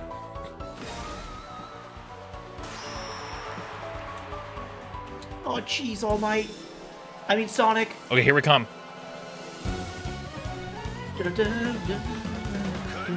Hell yeah, my champion, Kara 06001. Woo! Fucking love that guy, dude. Look at him with his iconic red boots Yeah. and orange gloves. And his mustache. Nope. He doesn't have a mustache. Okay. Now to go online, I'm gonna play as one of the ghosts. You get to pick who I play as. Do you remember their names? Inky, Blinky, Pinky, and Clyde. Correct. So of course I wanted to play you as Clyde. Okay. That's Inky. That's Inky? Oh, the orange one is Clyde. Correct. I don't know why I thought that like the red one was Clyde, just because he seems like the leader of the bunch. You know him well. Yeah, and Red is leader of the bunch, but it's Inky. That's crazy, actually. Which it made me laugh when I was younger. Inky, Blinky, Pinky, and Clyde. Oh, hey, there's Pinky. Oh, I got my honorable title 1105 Knight from the Knights Festival. Honor title underscore type underscore 1105. I don't know which of the mods is fucking with that shit though. I don't know which one it Nights is. on dreams. All around the Good world. world. Okay, so who do we got in this lobby? We've got Knights into Dreams. We've got another Clyde. We've got Creeper from Minecraft. We got SpongeBob SquarePants. We got Pinky. We got Hatsune Miku. We got. Don't forget Blinky. Yep. Behind Nights into Dreams. Yep. Who is in front of SpongeBob? Correct.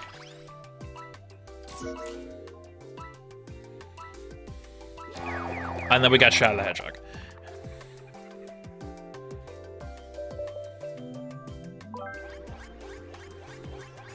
Ah, good old colorful mall. We love ourselves a good old colorful mall.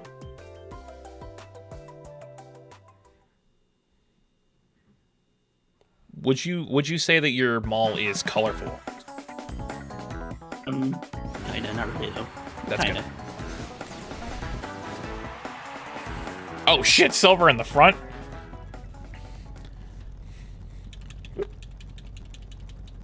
That creeper really likes Blaze the cat, I just noticed. On his little cart there. And the Hello Happy dude. Hello, Happy. You know that, historically speaking, America has tried to invade Canada 4 times. and has Yeah, failed it's funny. every single time. It's really It's funny. very funny when you look at it historically. It's like, brother, you can try and invade us. It's not. It's not gonna before. happen. It's You even had superior firepower literally every time. Hell, in the War of 1812, you had the backing of the fucking French.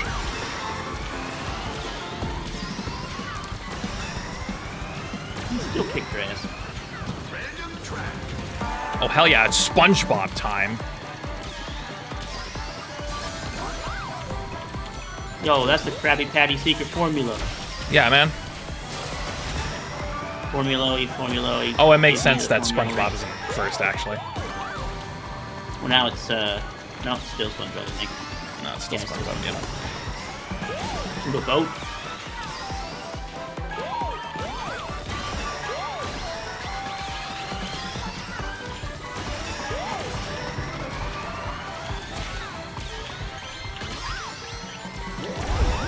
See you later, idiots.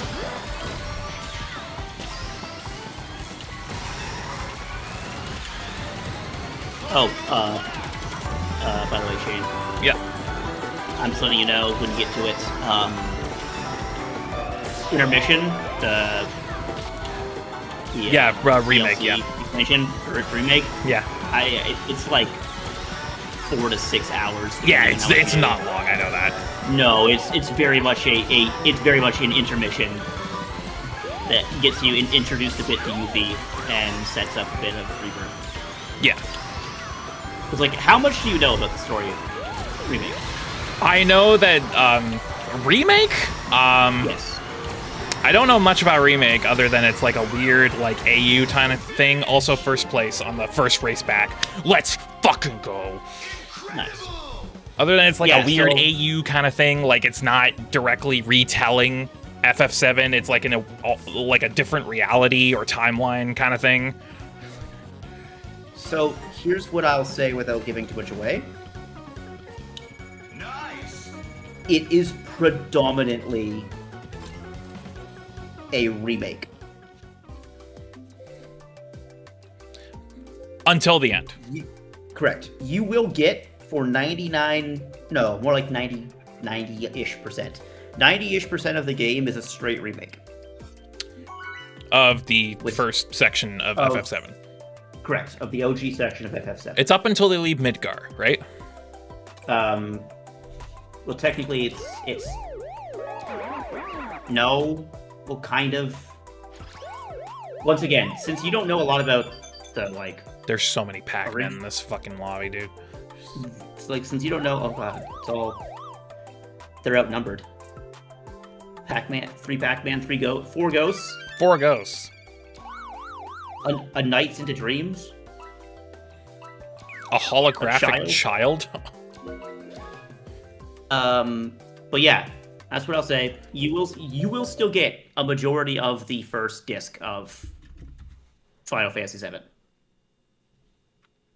before it gets wacky at the end. But I think it's one of the best boss fights in a Final Fantasy game. Yeah. Yeah. Ah, fuck. It has an incredibly good English cast.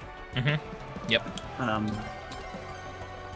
Combat's incredibly fun, challenging, but fun. And if you know Final Fantasy, there's a lot of like moments throughout the game where you do go, that's not how that's supposed to happen. That's a bit weird. You know, I'm playing Final Fantasy VII Remake, and I get to a moment that deviates from the original. I'm like, who up playing they Sonic Racing? Yeah. You'll actually, in the DLC, you'll be saying, hey, who up playing that Fort Condor? Hell yeah. And then Rebirth, from what I've heard, is like 100 billion hours. Yeah. Rebirth also ends at a very, very specific point, as far as I know. I know for a fact that it at least gets up until the scene. Yes, that is what I know as well. I know it I at have least not been gets up spoiled on the happenings of said scene, whether or not they change it or not. Neither have I. So What I will say is that when you get to the end of Remake, you will notice one instantly glaring difference that makes you go, oh, we're in a new timeline. Like, you'll see it and you'll immediately go, oh yeah, no. We're in this place. we're in this shit. Yeah. Music rules. Obviously. The, like, updated remakes of a lot of the classic tracks are fantastic. And yeah, so I beat it doing, like, every side quest. And, like, relatively taking my time, and it took me about 42 hours. Okay, that's not bad. No. Please don't hit me with that. And then I still think that the third one is going to be called Reunion. I mean, even me who hasn't played any of them, I'm like, that just makes sense to me. Yeah. And then, yeah, then given the context of making all that stuff, and given what I can now figure Rebirth means, yeah.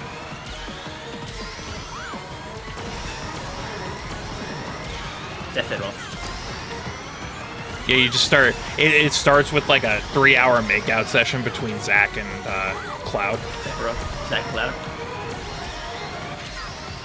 Oh shit! He playing my Sonic Racing.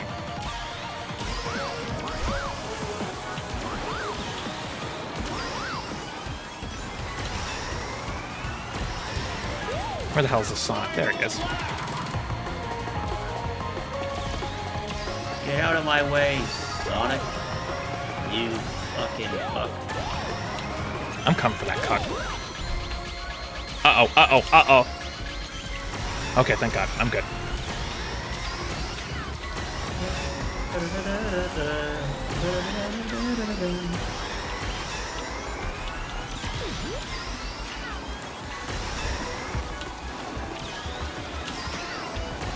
Oh, hell yeah.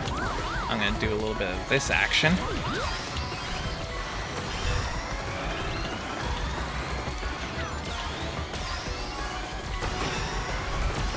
Oh no, you don't, motherfucker! Perish! Fucking perish! Kill yourself. Now. Now. Look at all the fucking Sonics. Look. Sonic, Ghost Sonic, Clyde Sonic, Sonic, Eggman, Shadow, Nights to Dreams, Metal Sonic. Nice. 2 other characters I don't care about because they're at the bottom. 2 other characters I don't care about because they're below me. Arise. Arise.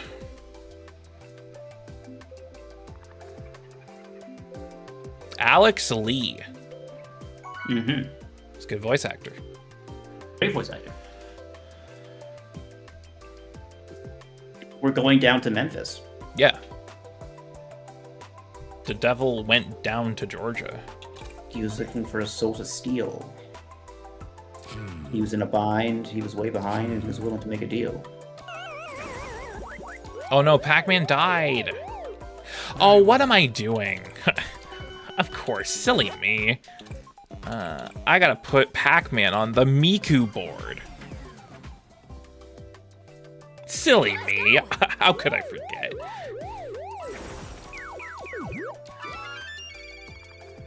Thank you, Nice. Thank you for the interjection. Very much appreciated. I quickly checked while the last race was loading to see if we have Nights on Steam. We do have Nights on Steam. Into Dreams, hell yeah. Into Dreams, yeah. I wanted to check because I know that they delisted a lot of those older Sega games a while ago. I just wanted to make sure. Oh, yeah. They delisted Jet Set, I know that. They delisted Jet Set, they delisted the OG Sonic games, they delisted Nights. Oh, fucking speaking of, sorry, not delisting, but just I saw it on Twitter. Did you see the teaser for that horror movie Undertone? No, I did not. Dude, I'm gonna send it to you. Do not watch it tonight. I will not. I wish to sleep. Yeah, but that's the one that I put in Gunama. Mm-hmm. Sorry, not Gunama. Silly Goon. The one where it's A24 bought it for a 7-figure deal for a that one. Okay. debut director. Yeah, they released the teaser and the trailer will probably come tomorrow. But like, oh my god, dude, I'm not ready.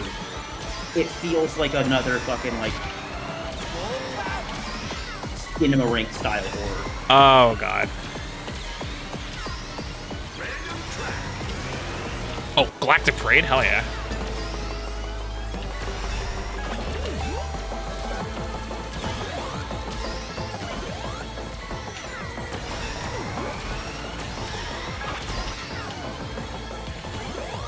I see you're back for more, Sonic.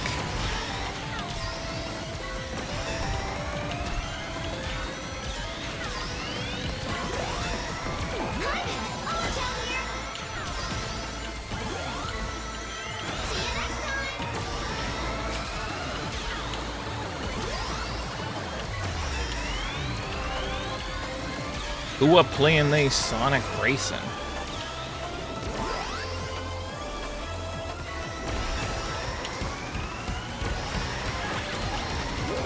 No, stop. That's fucked up, man. That's really fucked up. Did they cut your sword thing in half? Bum, bum, ba-dum, bum, bum, ba-dum.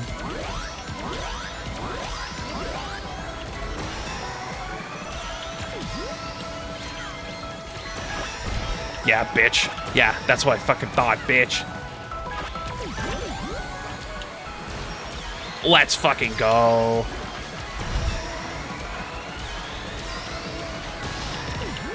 Oh, you're a motherfucker, actually.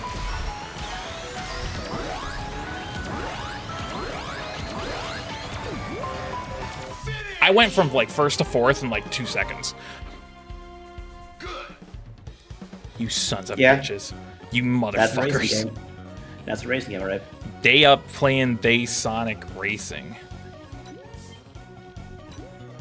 Motherfuckers.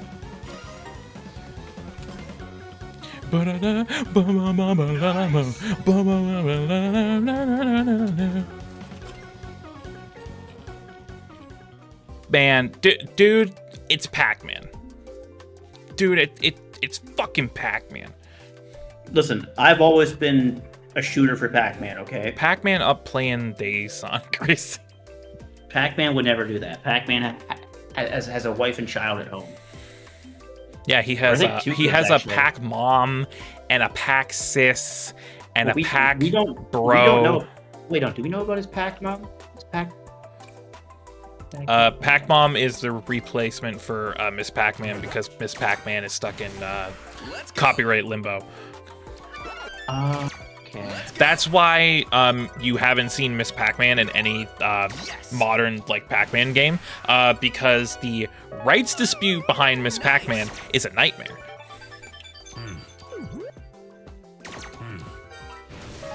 Good.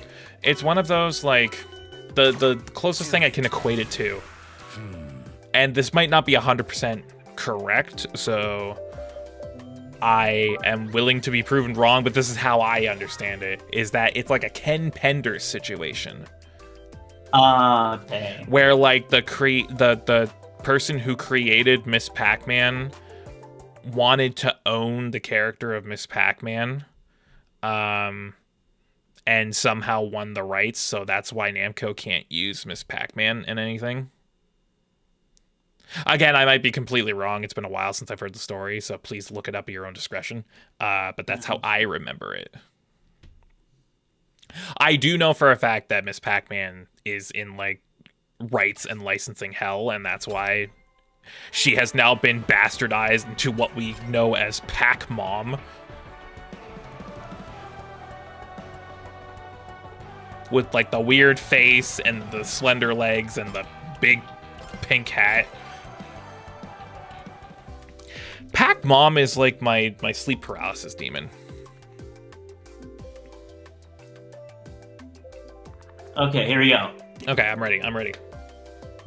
So, in August 2019, At Games, a company that specializes in micro consoles featuring older arcade games, acquired the royalties owed to GCC.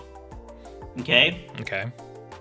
And GCC is the group that agreed to give the rights to Miss Pac-Man to Midway in exchange for royalty payments.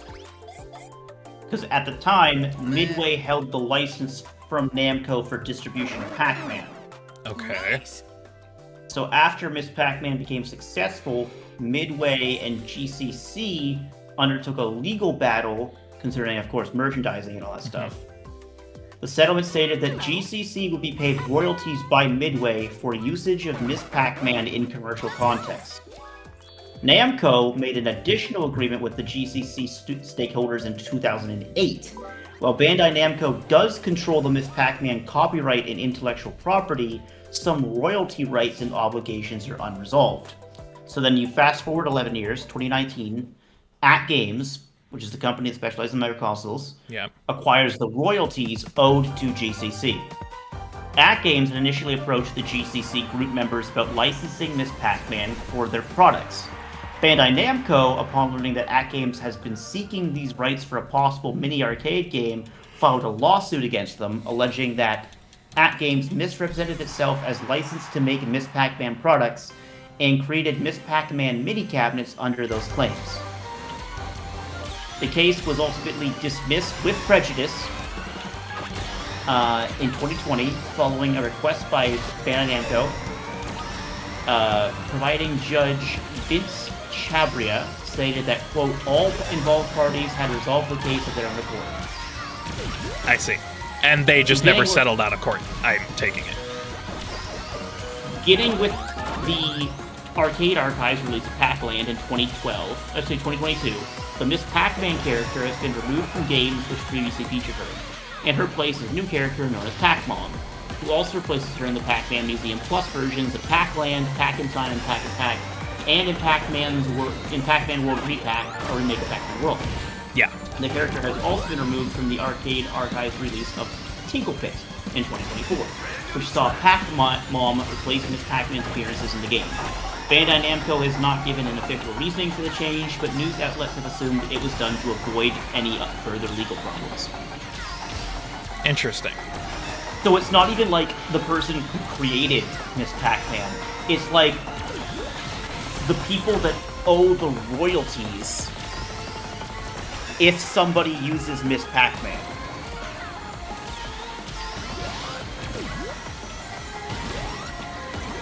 That is a fucking mess.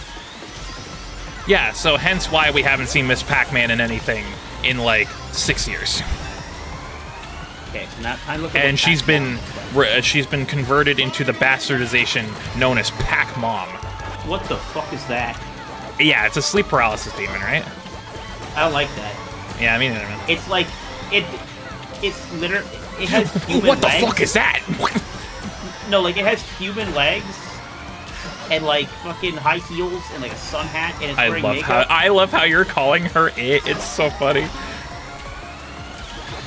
Like, what the fuck is that thing?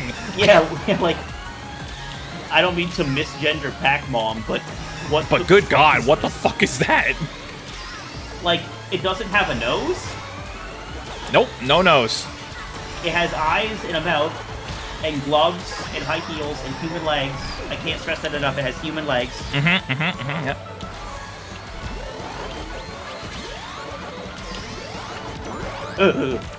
Yeah, it's kind of ick. It's kind of Like it literally has lost all of the fucking like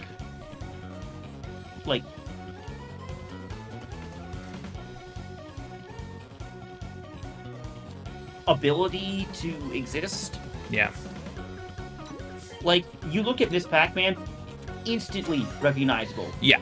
It's Pac-Man, the same red boots and gloves, and she has a bow and eyelashes. You look Right? at that thing. And I go, that's not Pac-Man.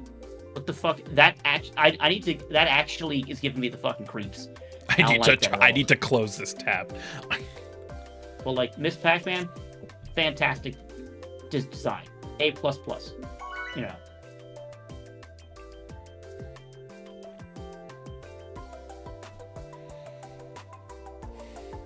Get it away from me is what I'm saying.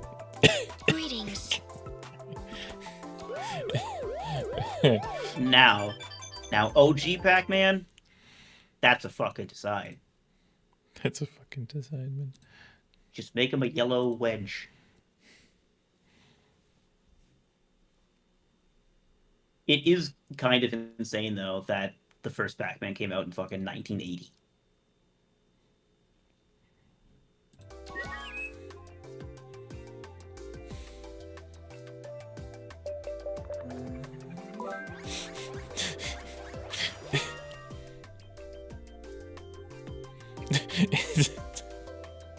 What? I'll wait for you to notice. Fuck off, dude. Stop that. I'm putting it away, don't worry. Oh shit, I stopped streaming the game, I'm sorry. I hit the wrong button. I was waiting, dude. You know all those classic Pac-Man World 2 ghosts, you know, like Spooky and Blunder and Blowy and Throwy and Flamey and Spirity.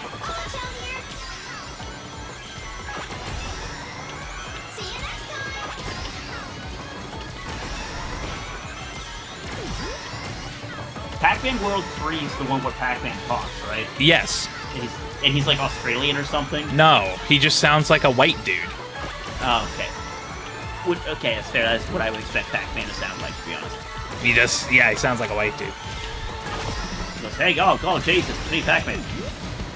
Pretty much. He sounds like a white dad. Like, Pac-Man is essentially the white dad of platformer mascots. I was gonna say, do you think Pac-Man would fuck with Ford v Ferrari? Oh, yeah, absolutely. Do you think Pac-Man has a little bit of a, let's just say he has some old opinions. Yeah. Like, he's really not a fan of those ghosts, you know? Yeah. Like, they're just getting around, they're just going around getting into trouble. Like, they're not contributing to the community. I think Pac-Man would be slightly racist. Yeah. Or, if not, no. I don't think Pac-Man would be racist, but I think he would be xenophobic. It's, yeah, absolutely. It's just the era he was born in, dude, you know?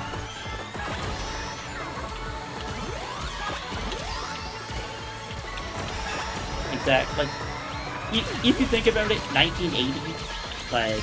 Oh, fucking monster truck. He'd be turning 46. Yeah. He would definitely be like... I wouldn't call him a Republican, but I feel like he would be very much like white Anglo-Saxon, like Protestant. Yeah. Like, Finish. Nice. He would, like...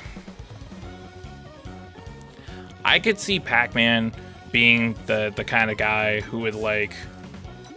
He would drop the N-word because he thought it was cool one time, and then, like, immediately go back on it. Like, I didn't mean anything by it, guys. Like... he would get called out for being racist, and he'd be like, "Me? No, my best friend is black." What? Yeah, and they'd go, Mr. Man. Pac-Man. Mr. Man. Pack level with me here. You can't be saying that. Yes. I get it. Some of your best friends are ghosts, but you can't be saying that.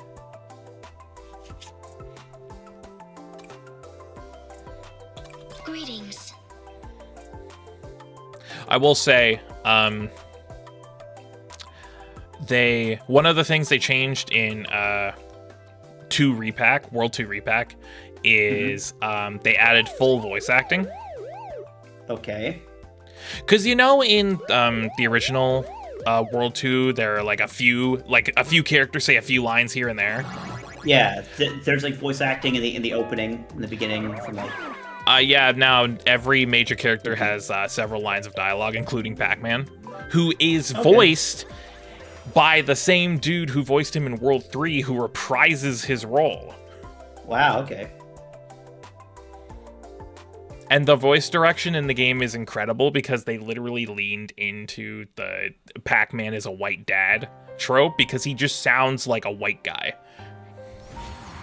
Like that's Pac-Man in World 2 Repack. He's just a white guy.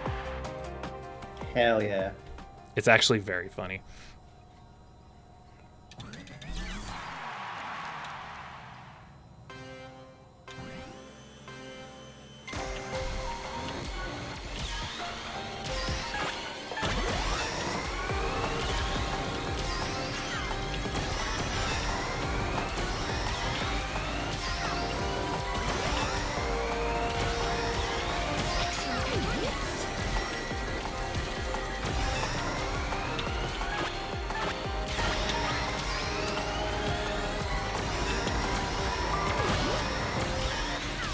I hope that hits you, Clyde.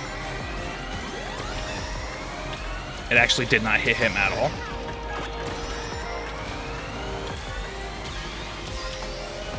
Oh my god, oh my god, oh my god. Die! Hell yeah, brother. I don't know how I got out here in the fucking boonies, but... Oh shit, Galactic Parade?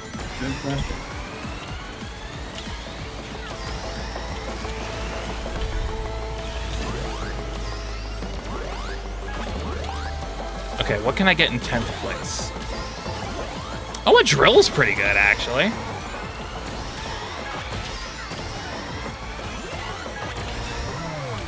I'm gonna bag the fuck out of this drill, actually.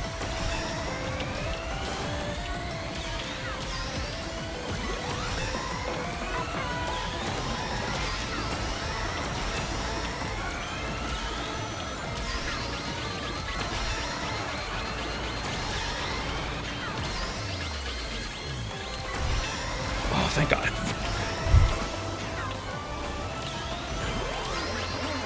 Please don't run me over.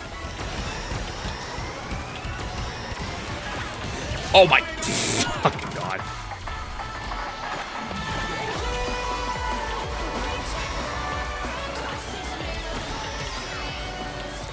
How did he get all the way up there, dude?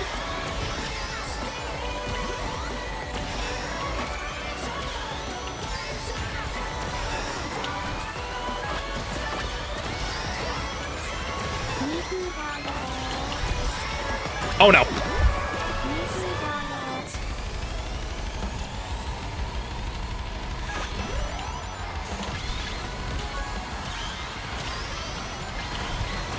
Oh, thank God.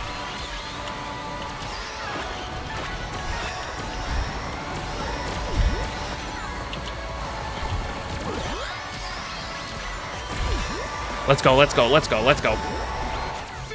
I don't even know where I finished. Nice. Where could I have finished? There were simultaneously no one and so many in front of me. What? 8? Okay. All right. Well, time for All you to go to bed then. So, All right, man. I can't be friends with a person. Pack person. I didn't even get any fucking points, dude. What the fuck am I doing with my life? I was going to call it last race there regardless, but Yeah. it is insane Oh, to me that I was bagging a drill for the latter half of that race and I still got 8th. Insane. Insane. Dog shit game. Awful fucking game. But with that said, we are going to wrap things up here. Thank you all very much for watching. Thank you, Spenny, for being here with me, going through my games of the year, playing Pac Sonic with me. Who up playing Day Sonic Racing? Do you know? Pac-Man. Correct. Yeah. And you can find Spenny over on Twitter at Beery Burton 2E's. 2E's. Where I don't even know what he's doing anymore on Twitter. I just kind of do what I like, what I want, and now I'm going on Twitter, and I'm past the whole point of like joking about like, oh, this is the day I'm gonna leave Twitter, because I'm never gonna leave Twitter. It's not gonna happen. It's just, especially with everything that's fucking happening recently with our neighbors, it's just getting so difficult. Yeah. Like at this point, I just want Josh's feed. I just want to see fucking full asshole and just fucking random ass titties, because at least I know that he looks at it, smiles to himself, and goes. I've seen him do that before, actually. Yeah. Like I know that.